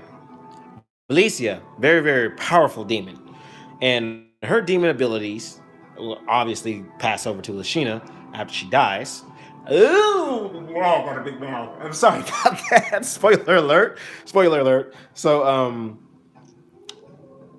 Valicia, my bad. So Valicia has all these crazy powers. So her demonic powers is it's called demon flow. Each demon has their own specific demon flow. Lushina's demon flow is obviously green right here, because you can see it within the blast, that green little power there, and you see it again within the palm, some of the green little powers. That's her demonic flow. Now, each race has their own flow, but demon specifically has a specific flow in this world, which is really interesting to me. So they have a demonic flow. Everybody else, you know what reishi is, spiritual pressure is, in Bleach. So you see there are different people in Bleach. They have different levels of reishi. So demons have different levels of demon flow. Different Urknoids, which are humans, which they have different Urknoid flows. Each have their own different flow. So definitely think about that. So that's what this energy source is, and that's how it works in this world. So we're gonna pull away the demon wings there, and we're gonna have a look at Baradon and why he's so dang strong. So this is Baradon. Let me know in the comments down below what you guys think about Baradon, or say anything about Baradon. Again, guys, you don't have to be quiet this whole stream. Y'all can talk to me and ask me questions about the book. I have no problem with answering any questions y'all may have about Dark Divinity. So, or you can even say that you like this character or what you think about this character, or if you think I should put a different power with this character. Help me out. This is what this is for. So for y'all's feedback and to let me know how I can make the book more awesome in turn. And there's 7 books that this is going to be about 7 books, and then I'm probably going to be done with Dark Divinity. It's probably going to end at the 7th book. I don't know. Depends on how big the fan base gets for Dark Divinity and whether or not it continues. So this is Baradon. He is a great red dragon in the world of Dark Divinity. And let me tell you, these great red dragons are very, very powerful. He's the only one right now until after Lashina is born. She will be considered the second second red dragon on Arcana. So Baradon has the ability to do a lot of different things. And I mean, he has different types of powers. Not only can he breathe fire, but he has the power to transform. And the transformations that the dragon race carries out are called dragon tiers. So dragon tier 1 would be like you're a Super Saiyan. Dragon tier 2 would be like you're a Super Saiyan 2. Basically in that kind of format. So there's not very many transformations. For one reason, that would be like super duper broken. But anyway, this is called Full Dragon. It isn't a tier transformation. It's what Baradon considers to be the final transformation a dragon can make. Because so far, no dragon has reached Full Dragon, but Baradon, as far as he knows. So, what you're looking at is Full Dragon form. So you see this tree right here? This tree is the equivalent to a full-size tree on Earth. This is a full-size tree on Earth. So imagine how tiny you would be to this full-size tree. Now imagine how big this guy is. He's enormous. He's huge. He's a very big dragon. This is Full Dragon. Oh, and by the way, he doesn't lose any speed either. So once he goes Full Dragon, he's able to retain his speed as if he was in humanoid form. So what does this humanoid form look like? Well, let me show you. This is Baradon's humanoid form. Right? So he transforms into humanoid form to, of course, go on a smaller scale. He still keeps his power, but he's weaker in this form than he is in this form.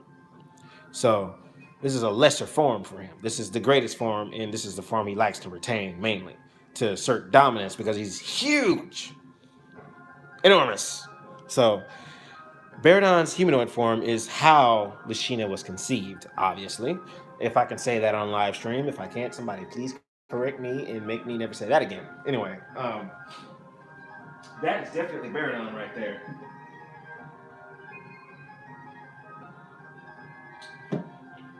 Now, I know a lot of D&D heads are out there, and I definitely need to get them into this because they love to talk.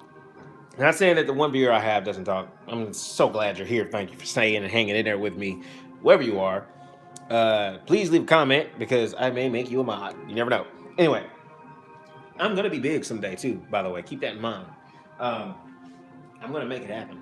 So that's Baradon right there. Baradon is a very, very powerful being. He has different transformations. This is Dragon Tier 1 you're looking at right now. And his base form is Full Dragon, which you've just seen a while ago. And so he has the ability, he can not peer super far into the future, but just enough into the future. He's able to determine different things. The things that are hidden to them, actually, he can reveal. Oh, it's just you, Kiwi? Oh, well, look at you. Oh, Kiwi, you didn't know you had a blue thing by your name, did you? You better watch yourself now.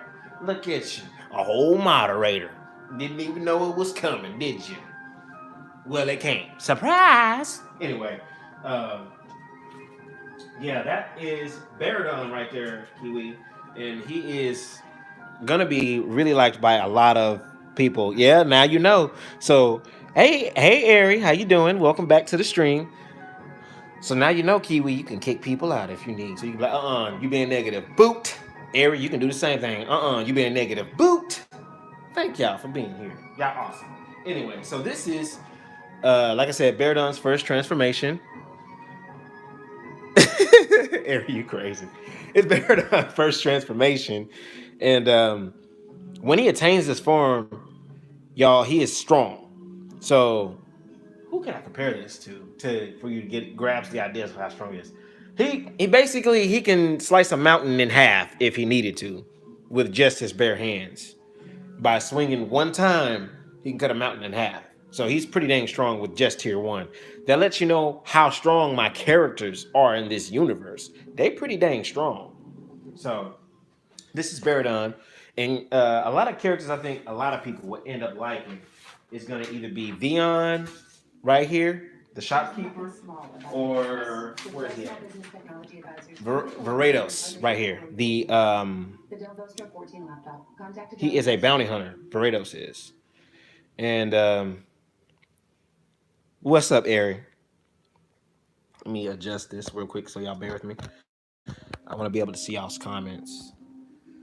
Okay. Got to adjust it to a way I can see y'all's comments. Okay, so there we go. Now I can see y'all's comments now. We're all good. So, like I said, this is my first time streaming, y'all, so bear with a brother. I am not a professional yet. 98? Oh, you're lying! No! Where did the 8 come from? What? Yo, I got 98 subscribers? Oh, that's awesome. Thank y'all for coming out. Thank y'all. I got 98 subscribers. 98 subscribers. I got 98 subscribers. Hey, I'm excited about that. Anyway, I think the blind guy should have a smug look, like nonchalant. That's what I was going for. So he doesn't look. Does he look less smuggish? Let me give you a close up of his face, Kiwi. Does he look less like sluggish, like you know, If he does, let me know if that's not it. If I should definitely give him more of a smuggish kind of look. But the blind guy, his name is Vion. He's a shopkeeper of the city named Mordania within Dark Divinity. And I hope you really like the story that I'm coming up with. I hope you really like it, and I hope you like tell people about it. And like, yo, for real, I'm gonna throw you major shout outs, B. All of y'all. Whoever does, I'm throwing them major shout outs anyway. Thank you, Ari. Um, yeah, this is Vion right here. He's one of my favorite people. He's more or less gonna be like your Kakashi of this world, in a way. That's what I had in mind when I made him, Kakashi. So he's kind of based off Kakashi, but not fully. So of course he's strong. He's an S class wizard.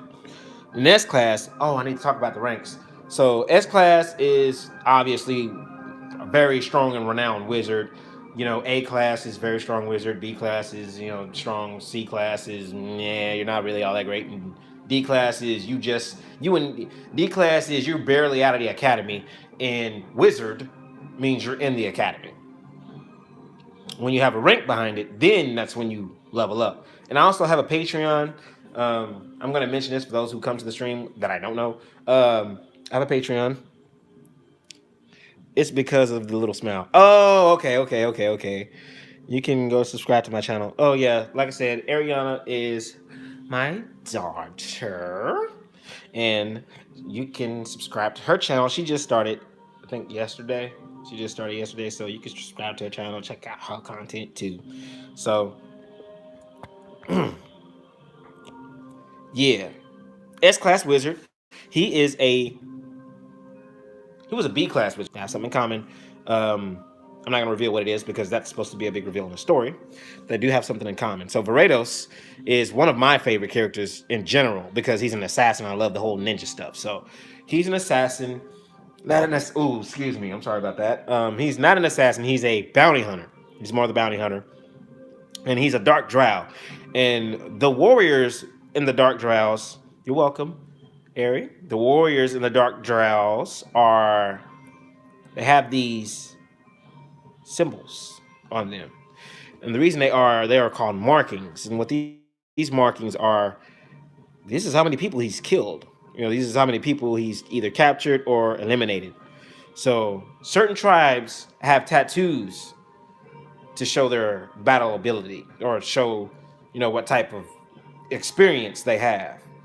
So the experience he has quite a bit of experience, obviously, as you see. He doesn't smile very much, but his character is going to be a lot different than you think he is. So don't think too much about Verados. He gonna throw you off pretty good. So that's Verados. That is one of the traveling companions of Lucina. And I just like talking about Sin because he's one of my favorite characters. Okay, so Sin, for those of you who don't know, and those of you who do, I apologize for repeating myself. So this is Sin. Sin right here. He controls all of Sin within the humanoid, like humans on Arcana. And again, those human-like creatures are called Urknoids. Urknoids. Urknoids. They're Urknoids from Urkana. Okay? And that's Urkanith. They're from Urkana. Alright? So that's Sin. So Lashida does end up getting transformations into Dragon Tears. So I'm just going to put the picture of the character I'm talking about. That way you guys get a visual of who I am talking about. And that way anyone that is new to the stream will know who I'm talking about. Also, if they see some visuals. So that's what I'm going to do. I'm going to lay down some visuals again. Let's see. Where's the other? Okay. Oh, wait. It should be a page back behind this one.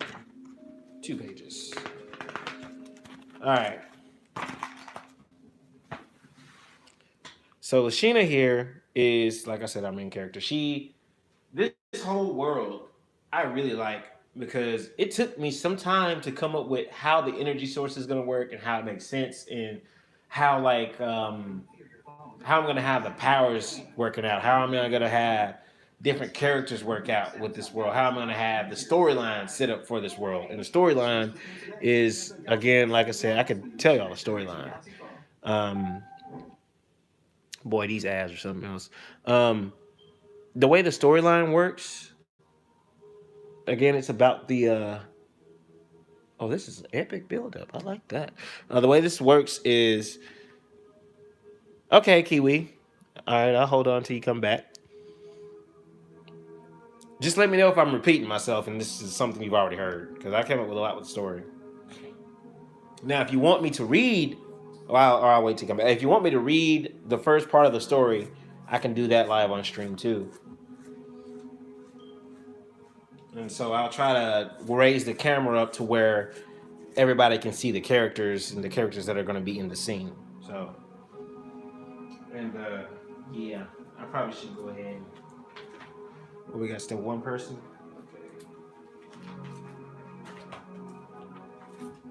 Yo, that'd be crazy if Ventus showed up, though. That would be pretty nuts. But he wouldn't have any reason to be in the stream.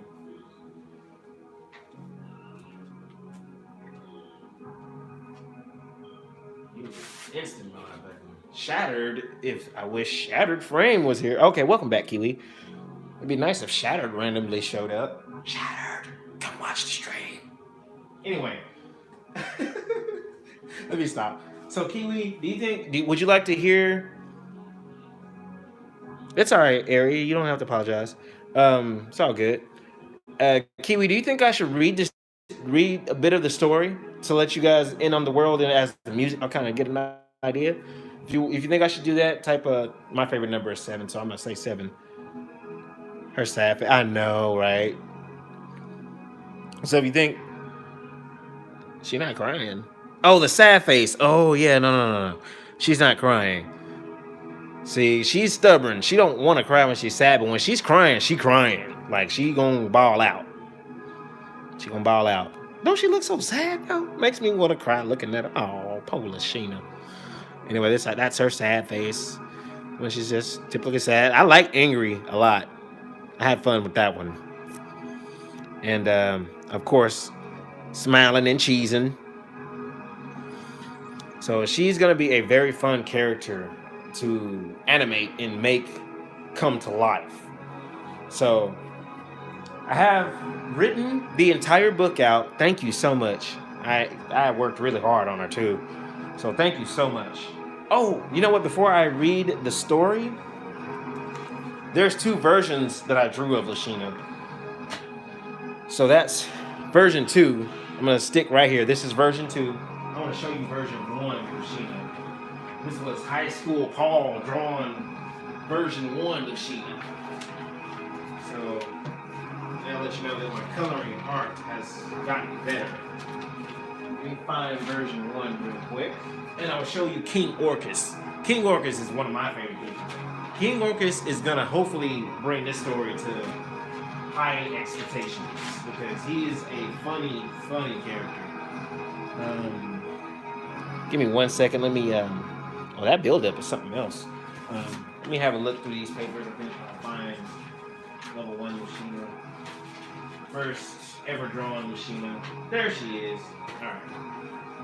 So there's the second time. This is part 2. Then this is part 1. So let me know which one y'all think looks better, this version or this version of her. So we're gonna do a live poll. So if you like Lucina version 1, type 1 in the chat. If you like Lucina version 2, type a 2 in the chat while I prepare the book.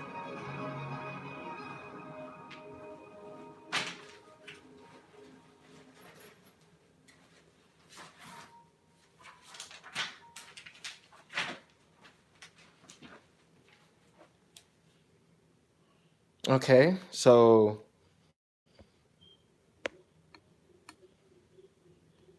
split decision. I know, right? That's tough. Oh, we need one more person in here so we can break this decision. Dang. I know Kenny Rama ain't sleep. Kenny Rama, get in here. Oh, he probably streaming too. Never mind. Never mind, Kenny. You stay in your stream, sir. Do what you gotta do. I just wish somebody would show up like Shattered or Kitty. I'm glad that y'all are here though. Anyway, I ain't tripping. There's a third person in here. Hey, what's up, third person? What up? Oh, S Plays. Yes. Thank you for coming back, man. I appreciate it. Thank you. Thank you for coming back. So, which one, S Plays? Type of 1 in the chat for Lucina version 1, or type of 2 in the chat for Lucina version 2. Right now, they both have 1 vote. So you're the tiebreaker, sir. I'm sorry. The pressure's on you. Pressure's on you, S Plays. What you gonna pick, homie? What you gonna pick? Version 1 or version 2? After that, I'm gonna go ahead and read a bit of the story. Oh, you got the hard music to go with the decision too? That's tough. You got this music right here. Cue the Jeopardy music. All right, I got you. I'm finna look that up. We're gonna do that live on stream right now. Queuing up Jeopardy music right now, B.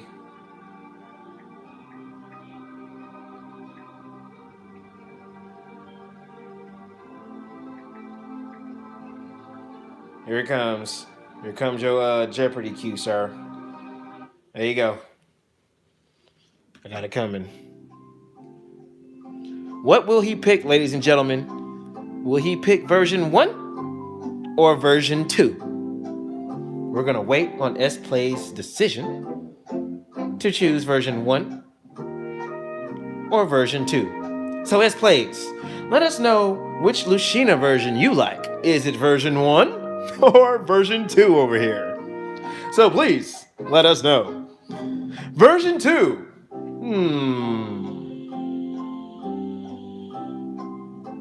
Ladies and gentlemen, I think we have a winner. Version 2 Lucina is definitely popping on the Richter scale right now. So let's get back to the Dark Divinity music, ladies and gentlemen. I have no music yet for this, but I hopefully will find someone who will be down for making some Dark Divinity music for my Dark Divinity streams. That would be so amazing. Okay. S Plays, thank you so much for participating in our Jeopardy character selection of the week. Thank you so much, sir. You're too kind. You're too kind. All right, so now let's get to reading this story. And that's the winner. It's all good. I'm sorry, Error Bear. I mean, if we'd have had more people, it'd have been a lot more votes, and it'd have been a tough decision. So now, guys, if you would like, you could close your eyes or try to imagine this world. I'm gonna read the script to y'all. I read the script. The script is 113 pages, all handwritten by me and edited by my fiance. Now, You know what, Ari? Here's what I'm gonna do for you. For participating in that, I'm gonna give it to you. It's yours. You can have it. I'm gonna let you have it, okay? Okay, that's what happens when y'all participate, man. Y'all get I give stuff, man. I give stuff. I draw stuff and whatever, And I make you moderators. S plays. I need to talk to you, sir. So don't move. Don't do anything. Okay.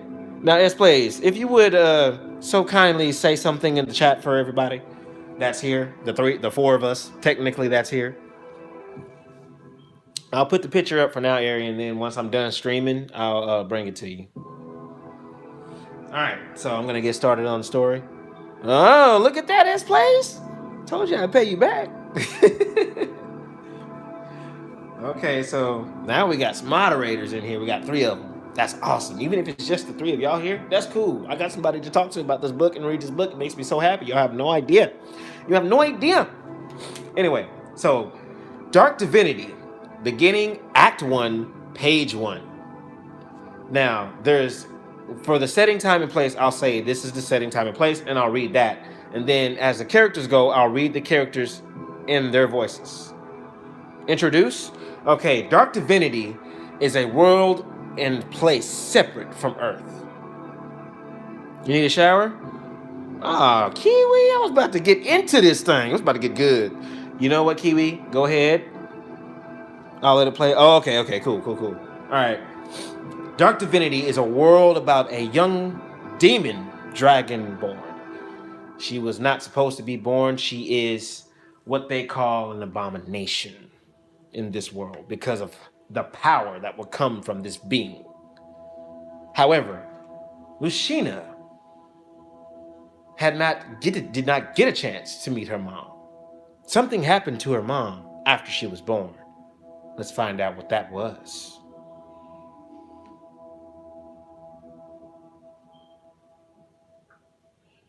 Okay, so we're about to find out what that was. I gotta switch the music up. Give me 1 second. You getting into it? Good. That's what I want. So here's the beginning. The first character. King Lu, remember, is our evil villain.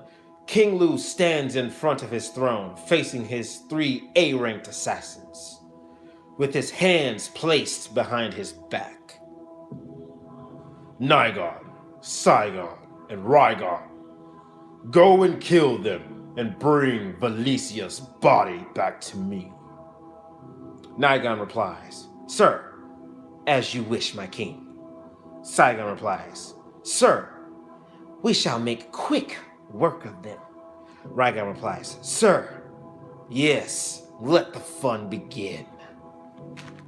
As the 3 assassins take their leave, setting time and place, as the 3 assassins take their leave and leave King Lu in the throne room alone. Actually, you know what? I will give y'all some visuals to go with it. I'm gonna do that just for y'all, since y'all the moderators and y'all are the only ones here, so y'all gonna get sneak peek content. Congratulations. So this is the first page. So now I'm about to read the second page for y'all. Second page. With the aid of the Sisters of the Eye, I now know that bastard Baradon has something to do with your betrayal to me. No matter how far you go, Valicia, my spell on your heart remains active. And once 24 hours have passed, your heart will decompose leisurely, giving you a profound death. Page 3. Technical difficulties. So page 3. Right here.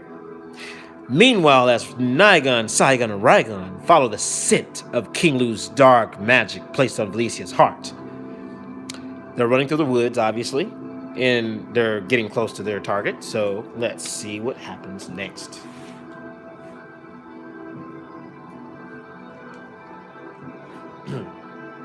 All right. Page 2 for me. Page 3 for y'all.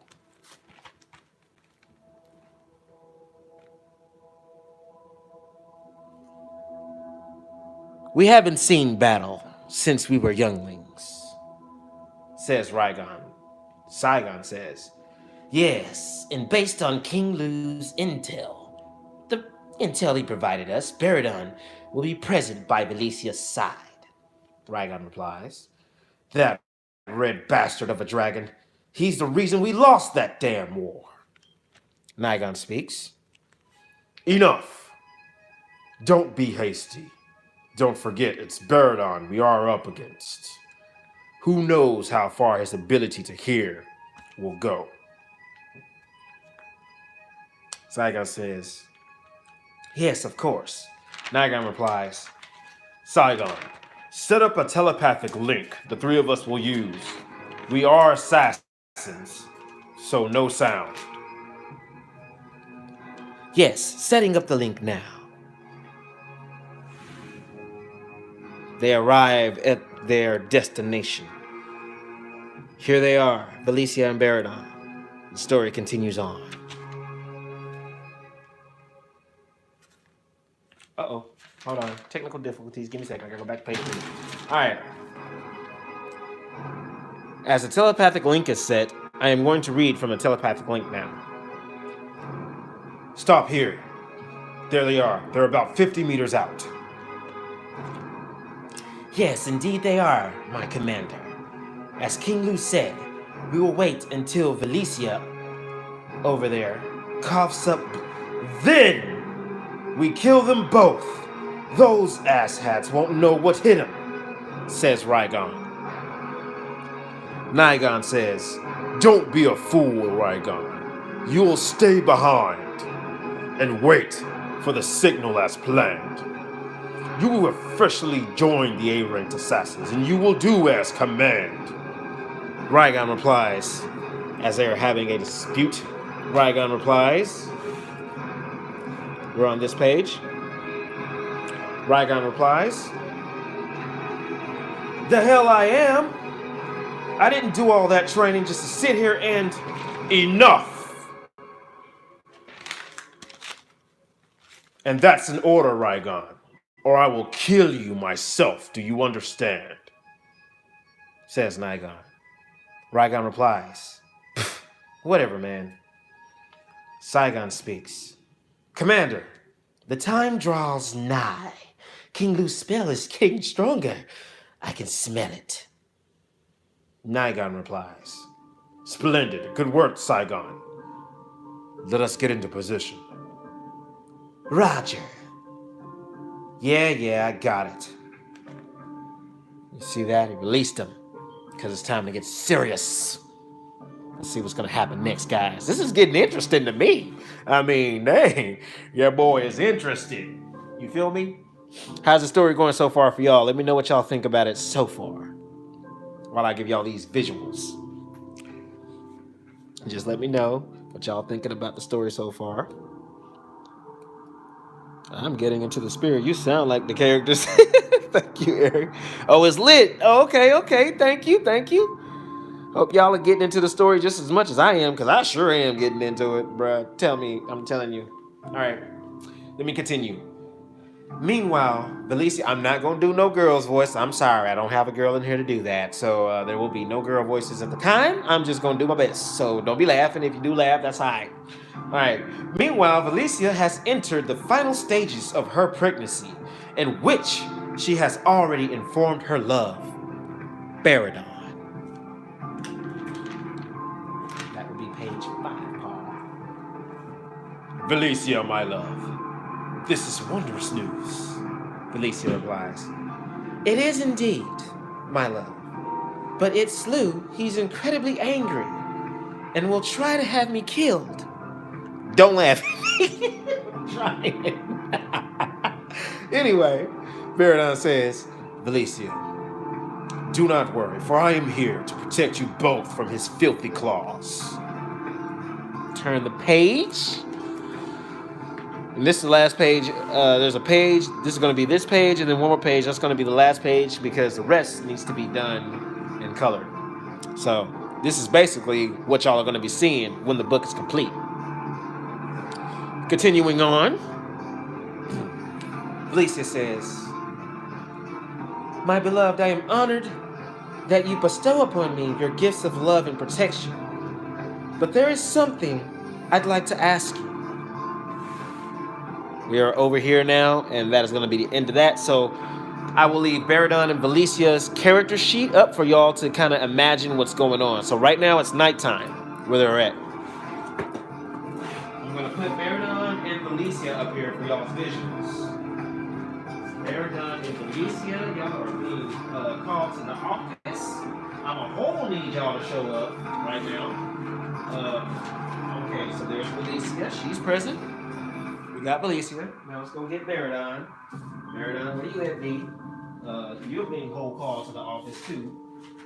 Alright, there's Baradon.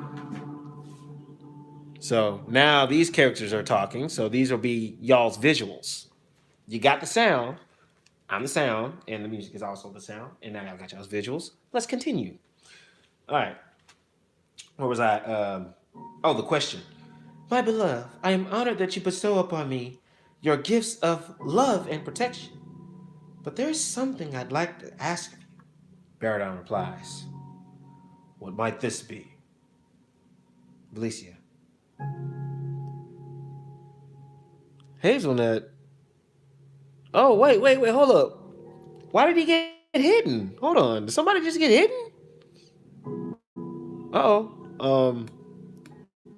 Don't hide anybody yet. Not unless they talking some major trash, like some real bad trash. Well, actually, you know what? S plays definitely kind of walk her through the mod, kind of how to do the mod thing, if you don't mind. I'm going to continue the story. Baradon. What might that be? Valicia says. Could you take a peek at our child's gender? She's pregnant. Yes, guys, she's pregnant with Lucina. So this is kind of the beginning of how everything happened. How many stories y'all know go from the beginning? I hope my beginning story can catch people's eye. But anyway, Baradon says, yes, of course. So he does this power thing. Oh, it was warranted? What did he say?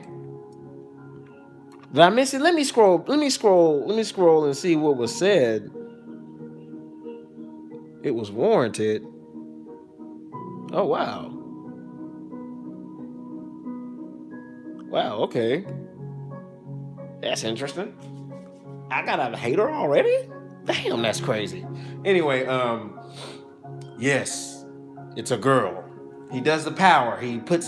I actually have a visual of that, and I think it's not done yet, but I'll show y'all what it kind of looks like. What he did was he took his finger and he poked Valicia's belly very, very gently, and he was able to see the gender that Valicia was having. That's how he knew they were going to have a girl. So let me show y'all what, that way y'all kind of get the idea of how powerful this guy is. So as you can see, he taps her belly and there's the energy swirling around, whoosh, like that.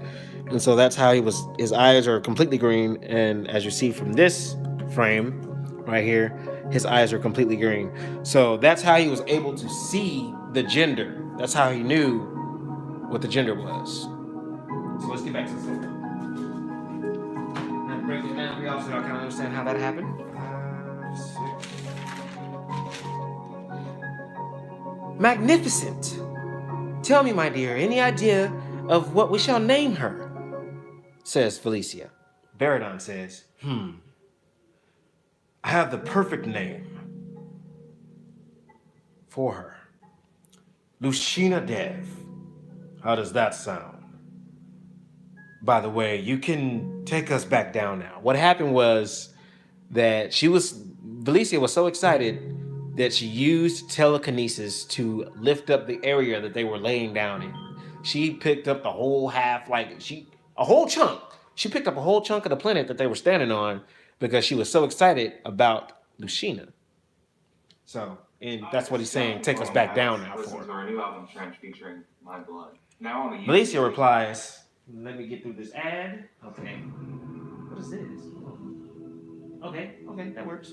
Valicia replies, strong and powerful, just as you are. It's perfect. And And Baradon replies, just as we are. To get her to see that it's not just about him, it's about both of them. You see that? Just as we are. Says powerfully. Felicia coughs twice, coughing up blood and not showing Baradon the blood. Baradon asks, are you okay? And Felicia says, yes, I'm fine. It's nothing to worry about. But we all know it is. Your whole heart about to decompose. Anyway, as nightfall settles in, Nigon, Saigon, and Rygon prepare to launch their attack on both the unsuspecting Felicia and Baradon. Here's where it's about to get crunk. Nigon says, right on time. I smell her blood. It's time to make contact. And then Saigon says, hold on. I smell something. She's about to go into labor. Our opportune moment to strike will be when she gives birth. That's when she'll be at her weakest. Nigon says, I see. Very well thought out, Saigon. Rygon, be ready to move after she dies. Rygon says, finally! I thought I would never get to do anything. I was tired of being chopped liver. So, as assassins suppress their intentions, so they don't alert Baradon by their evil intentions, causing a premature battle. Uh-oh, what's about to happen?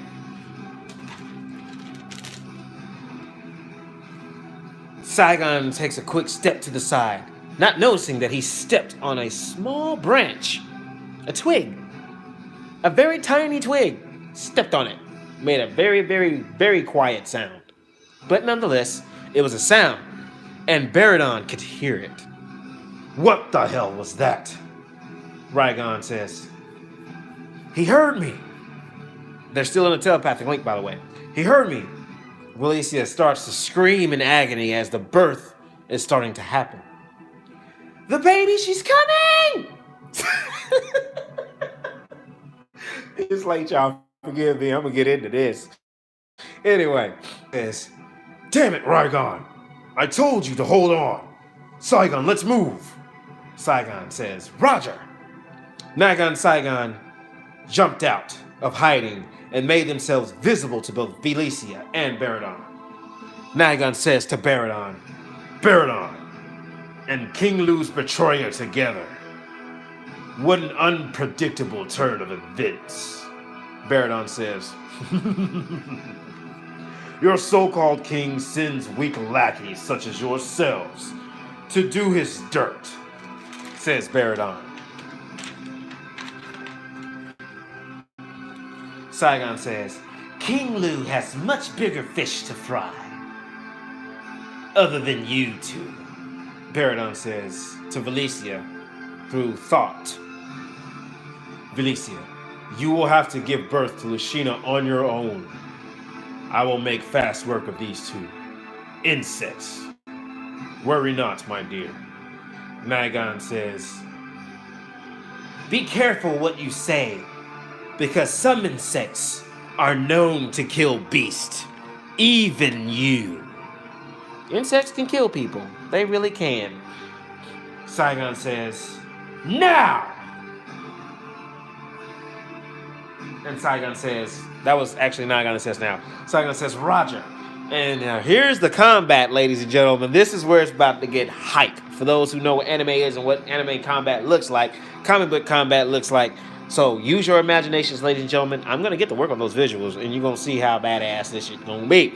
Anyway, here's the combat setting. Nigon and Saigon simultaneously dash towards Baradon, and Nigon raising his left arm and hand, and Saigon mirrors Nigon's movements as they come to a stop about 5 meters from Baradon, and then from Baradon, and then the shield Felicia throws up around herself. Baradon magnifies the strength of that shield.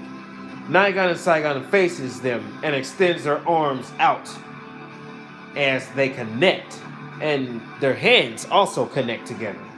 with their palms facing both Baradon and Valicia. A blue spell circle appears in front of them as they yell out the spell chant. Oh, what spell is they about to use? Man, this is getting juicy. Baradon sniffs out the incoming water-based magic. Water? Demons using water? Nani? They can. Y'all better watch out for Dark Divinity. It's going to surprise the crap out of y'all. All right, now, Baradon sniffs out the incoming water-based magic and organizes a powerful fire-based counterattack. Yeah, that's right. Baradon can smell magic. Don't be scared, Eric. Baradon got your back. He can smell it. So, and with just enough time, he reverts to his humanoid form, going to his weaker form because he knows how weak they are. His humanoid form, and mutters his spell chant and opens his mouth wide as a red spell circle appears in front of his mouth. I'll make some of the sound effects. Now that I've read what happens, I'm gonna read the voice, the basically what they say. So you basically just imagine that whole battle just happening right there. So here's what's being said during that battle. Sniff, sniff. Demons using water magic, says Baradon. A powerful one as well. Impressive. Nigon says, and Saigon says simultaneously together, Searing Water Vortex. And what Searing Water Vortex is, it is a powerful vortex like water ability. Kind of like Water Dragon Jutsu, but not exactly Water Dragon Jutsu. They're not jutsus. These are powerful magics being thrown out. Not even magics, powerful E-flow abilities being thrown out. Sorry about that. So it goes in like a kind of a twirl, as you can see. Searing Vortex goes like that towards the enemy, which is these two right now. Valicia, she huffs and puffs. She's gasping for air. This can't be possible. She screams again and screams again. Hurry, Lucina, hurry, I need to help your father. And then next thing you know, Infernal, says Baradon. Molten Stone Flare. Molten Stone Flare? What? That's right. Baradon just used a flame molten lava based breath weapon attack. That's crazy, ain't it? So there's more going on.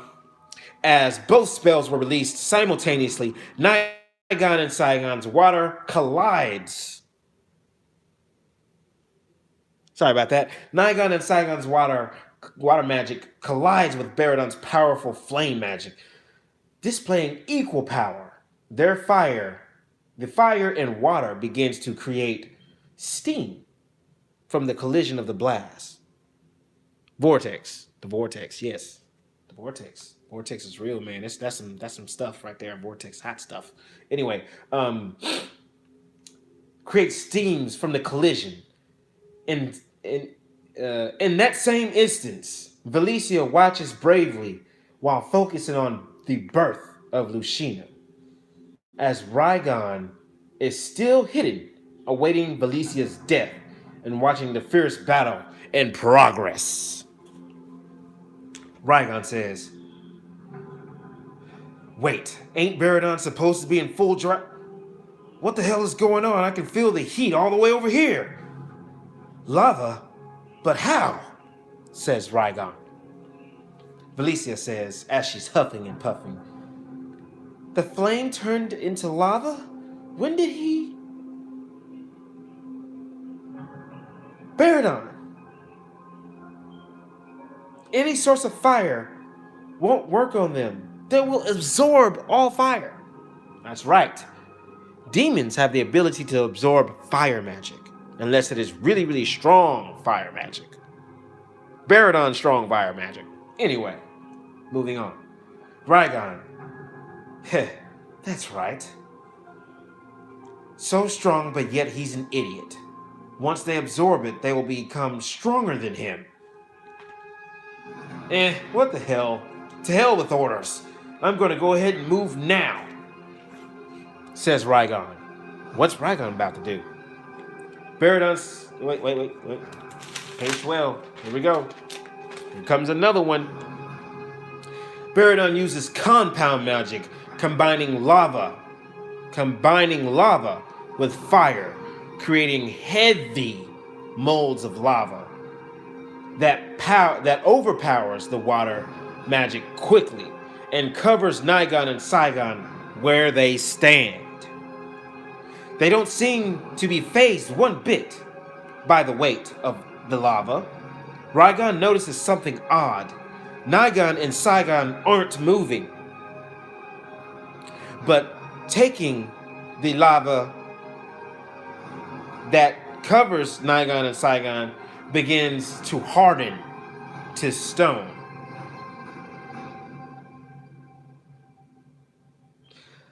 From the ground up, Baradon's eyes grow gray. They grow gray and glow gray. I meant to say glow.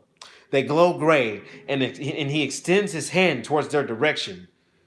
2 gray spell circles appear beneath Nigon and Saigon's feet, turning them both into stone. And Raygon flees the scene afterwards. Nigon. What? Lava? So this is compound magic. No matter. Thanks for the power boost, fool of a dragon, says Nigon. And I can't skip that out either. All right, let's move on with the story. Saigon says, exactly, correct. We shall become twice as powerful as you, you idiot. Nigon says, this is when he's noticing that they're being turned to stone. Wait, what? Saigon says, why can't we absorb the lava? To be, says Baradon, to be infernal demons, strong enough to wield water magic, is impressive indeed. However, by using water, it also weakens your ability to absorb flame. Because you're covered in my heavy lava, mixed with your water, I was able to use my stone compound magic. Nigon says, no, that can't be. As he tries to get free. Saigon says, how? How did you know this would happen? Can't move. Raygon! As he sets a telepathic link instantly. Raygon, get out of here. Report to King Lu what you've just seen. Raygon replies, but Saigon says, enough! It's an order, damn it! Baradon says, it's over. There is no escape. As he raises his claws towards them, eyes glowing gray of fury. Fire being slowly sent towards their direction, turning them into molds of stone. Molded petrification burial. That is crazy, right? He just turned them into stone. They are stone now. Nigon and Saigon are now stone.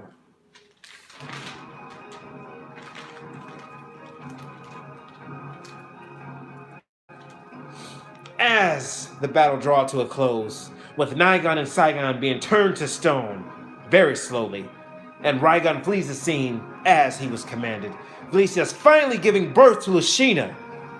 And overjoyed by Baradon's victory, Baradon smashes Nigon and Saigon so they cannot be revived, and walks over to Felicia and his newborn daughter. Here is the text from that battle. Hidden petrification magic, as Nigon says. Why is it so strong? Saigon mentions, It would seem our own magic amplified his, making it strong enough to seal us away. Nigon says, very well. We will meet again, Baradon. Saigon says, same trick won't work twice. Baradon says, for you two to think that you both could defeat me. Nothing but a dream for trash like you. Yep, Baradon called them both trash. That's tough. You get called trash by Baradon, you are trash, my good sir. And ma'ams out there that are being called trash by Baradon. Anyway. And boldly to state that you will survive my compound magic. When it turns 1 o'clock, I have to go to bed. Okay, Ari, thank you for tuning in with us. We'll see you in the next stream. I will continue the book reading in the next stream, but for now, I'm going to go ahead and finish this off for you guys. Since y'all stayed and y'all are still here, I'm so happy about that. All right, anyway, let's go on with the story. And to boldly state that you will survive my compound magic, says Baradon. And to uptake revenge also, just a dream. Smash! Crushes their stoned bodies. Valicia says, thanks to your barrier, my love. She is doing well. She coughs again. She also hasn't stopped crying. Here, maybe she just needs her father. She hands newborn baby Lucina. Let's get her in the picture with, I'm excited right now, her mom and her dad all in the picture together with baby Lucina. This is about to be real touchy. So if y'all are ready for the feels, you might want to get prepared for it. So we're gonna put the baby right here in the center with the mom and the dad. Let's see if I can get that to work out. There we go.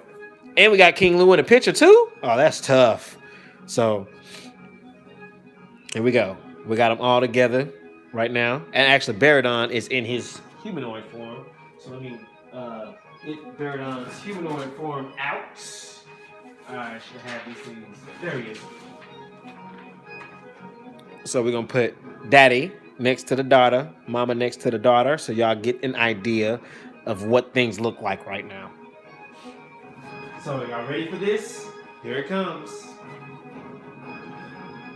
Baby Lucina cries. Wee, wee, whimper, whimper. Okay, I'm not gonna do no crying. Valicia says, I can't. Yet there's something I must tell you, Lucina. Before I rest, hand her to me, love. Clears her throat. Ooh, Kiwi, what did you say? I'm back. There was people trying to kill the mom during the birth. Yes, girl. Yes. King Lou don't care. He tried to have her whole assassinated while she was giving birth to Lucina. Yeah, interesting, ain't it? So here it is, guys. I'm about to get into it now. I'm about to get into it some more. Baradon listens to her. Listen well, Lucina.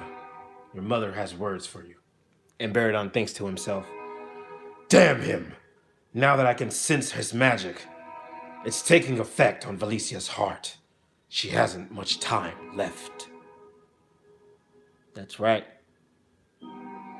That spell that King Lou put on her heart, it's activated. Valicia. Lucina quiets down and whimpers a little bit, but it seems like she's listening to her. Okay, Ari, thank you for stopping by. Thank you. Hearts and kisses to you, too. Go to bed. Anyway, Valicia says, she coughs. Lucina, my beloved daughter, listen well to my words. Hold them in your heart. Mommy hasn't much time. Mommy hasn't much time. Oh, shit. Lucina, I want you to grow strong and to you must have proper eating habits. Your father's terrible at eating habits. He eats things that gives him indigestion. I know this is a serious moment, but I didn't want to make it too damn dark for y'all. But here we go. I'm gonna continue. Your father will guide you as best as he possibly can. There will be many obstacles to come as you grow. I want you to overcome them all, Ashina. You must know your strengths and weaknesses of yourself. Good night. And others. Your father can be a bit dense at times, so take it easy on him. Baradon sighs. Ugh. Alicia says, lastly,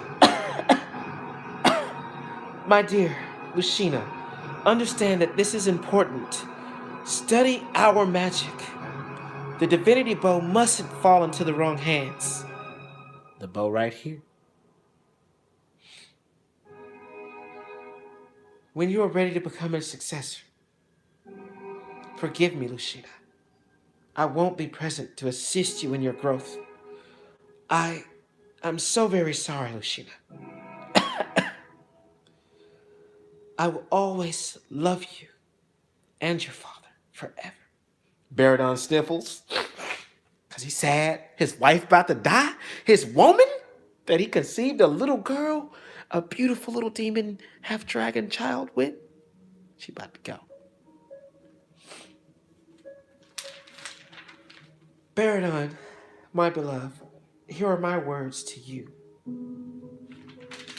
She says. Baradon says, enough, Felicia. Do not waste the last of your energy.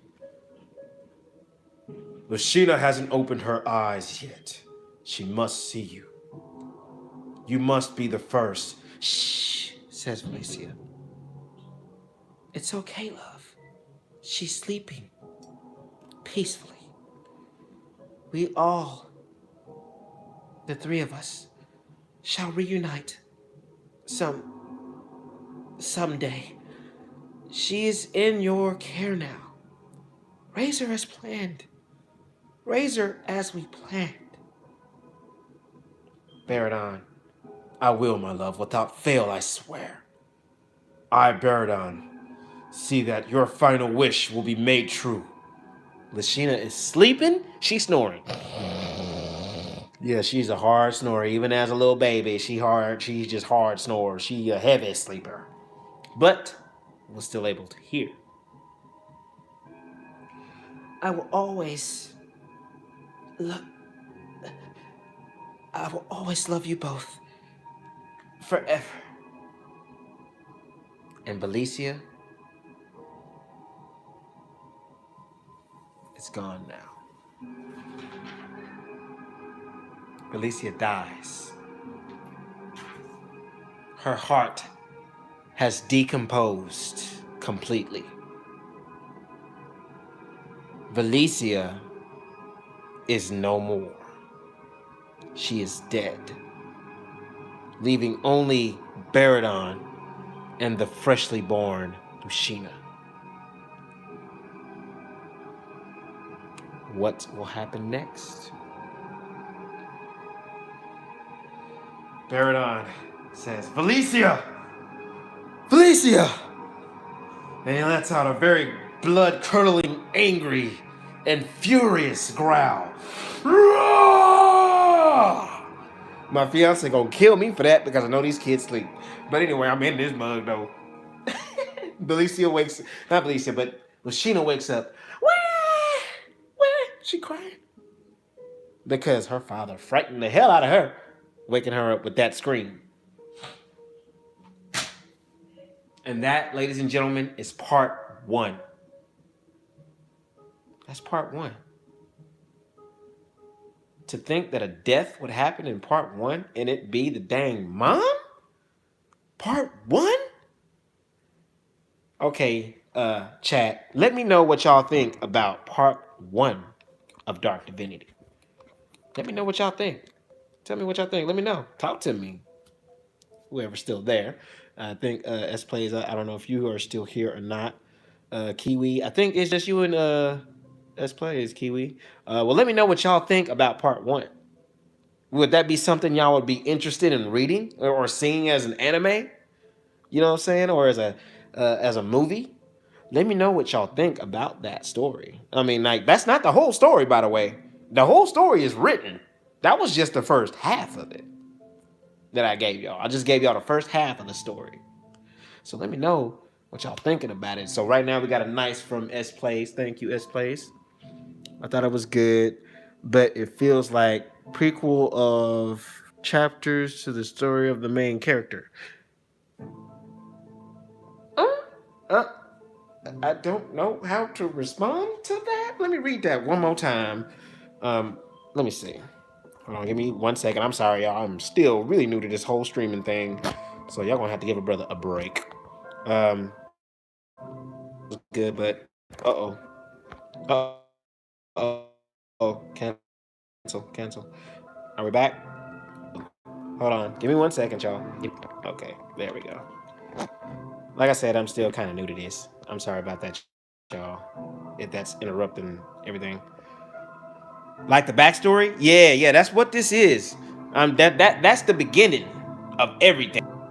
But since y'all two are still here, I will give y'all a little bit of the main story. So that if y'all think I should save that for like after the main story drops, like for a little extra content, you know what I'm saying? Make that a like a prelude, like you said, Kiwi.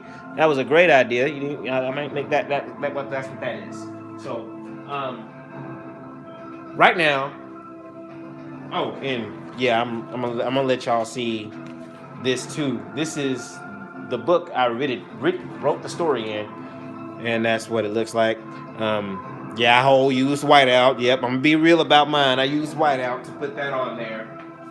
Yep, I'll be real about it. But that's okay. I got equipment coming in now. I got new things coming.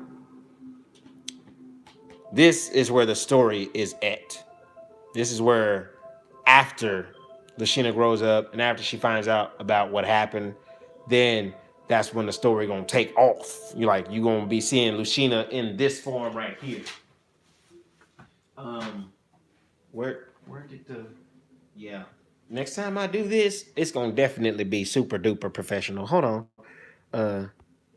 Let's see. Ain't nothing wrong with the whiteout. Oh, ain't nothing wrong with the whiteout. All right. Thank you. Okay, like maybe put that in a chapter in the middle. Oh, like a filler. Okay. Yeah, I might put that story in there as a filler. You might be right. You know what the tough part is though, Kiwi? I kind of just drew that to be the first book though. Yeah, I don't want to have to redraw all of that, but that's okay. So I'll probably just put this. This will be a free book, I guess, or maybe I'll have that part already drawn, so I won't have to draw that. Maybe that's what that is. Maybe I was a little ahead of myself. Maybe, possibly. That's probably what that is. Oh, we got a third viewer. Welcome, third viewer. How are you tonight? How's your night going so far? Let me know how it's going so far, and thank you for coming out to the stream. If you haven't subscribed to the channel, please do so. And if you are subscribed to the channel, thank you for coming. Appreciate you. All right, so let's get that main form Lucina out. There she is. Okay, so this form right here is where the story is going to take place at, and this is what you're going to see all the time. Basically, that's her regular form. It will be a bigger impact, on my opinion. Oh, you right. You right. That will definitely have a bigger impact because yeah, I should do that. Throw this cover, and this is I'm gonna read a little bit of where the story actually starts off at. So a little bit of that. Like I said, whiteout. And this one's a lot more put together, a little neater. You know what I'm saying? And I even made side notes to myself so I would know what's what. So the TB's text bubble, and I got that set of settings and time and place. And I put a lot of work into this mug, man. You see that right here, and I wrote it out as neat as I possibly could so I can know what is what when I need to go and draw it and make the actual panels, and so on and so forth. So I'm going to read a little bit from this, and this is page 19. So what I just read a while ago was 18. That's the last page of that book. As the years passed, this is where the story actually starts at. So I'm gonna go with Kiwi's idea. Thank you, Kiwi. I probably should have read this part first then. But anyway, so don't not delete what you thought you just heard, I guess. Oh, it's all right, Kiwi. It's all right. Well, you have yourself a fine night. Um, you know what? I'm probably just gonna go ahead and read this part tomorrow, or if I stream tomorrow. Am I gonna stream tomorrow? I think that'll be too close together. So I'm probably gonna stream next weekend. Then I'm probably gonna stream part two of this. I already titled this part two, didn't I? Didn't I? No, I didn't. I just continued to stream. I think I did. So I guess part two of this session. I'll listen to the story again. Okay, okay. Oh wait, what you mean? Like if I read it now and you went on ahead and left, and you would come back and watch it out again? Is that what you're saying? If not, I want you to have to go through that. I mean, I'll just read this tomorrow, not tomorrow, but next weekend, and that way I can let this all the information I gave y'all in this stream kind of marinate, so y'all can kind of get a grasp on this new world that I just made up, and not just made up. I've been working on this story since 2011. Uh, Not like I'm saying if you do it tomorrow, I will come back. Oh, okay, okay, okay, okay. It isn't too close together? Okay. All right. Well, shit. I'll do it tomorrow then. I mean, shoot. My bad, YouTube. Y'all cool. I love y'all. Anyway, yeah. So I'm going to wait a minute. What am I apologizing for? There be whole cuss words be going on streams. Let me chill out. A whole week I might forget. Oh yeah, there's that too. Yeah. So we're gonna pick back up tomorrow. And for those of y'all who are here, thank y'all so much again. And for those of you who want to have any input on the book, just comment. Let me know what you think. Leave comments in the stream or comment in the videos what y'all suggestions are, and I might take up y'all suggestions and definitely give credit out to y'all once that is official. Those ideas are officialized, and I'm able to add them to the copyright and stuff like that. Then I'll give y'all shout outs for them ideas and whatnot. So thank y'all so much for coming to the Drawn Destiny. We talked about Dark Divinity stream. We talked about my first comic book right here, and that's what this Joker is, Dark Divinity. So I'm just going to end the stream this way because I think it's kind of neat. Yeah, from the beginning, so y'all won't be seeing a whole bunch of camera moving because nobody ever sees that in streams. Anyway, so again, thank y'all so much for coming. And my moderators, I appreciate y'all for being here.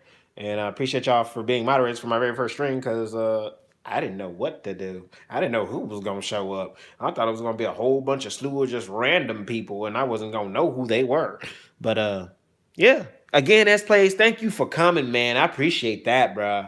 Real talk. Thank you. Thank you. Thank you. We definitely got to get on Jump Force together so my CAC can go ahead and just hold crush yours. Anyway, yeah, definitely.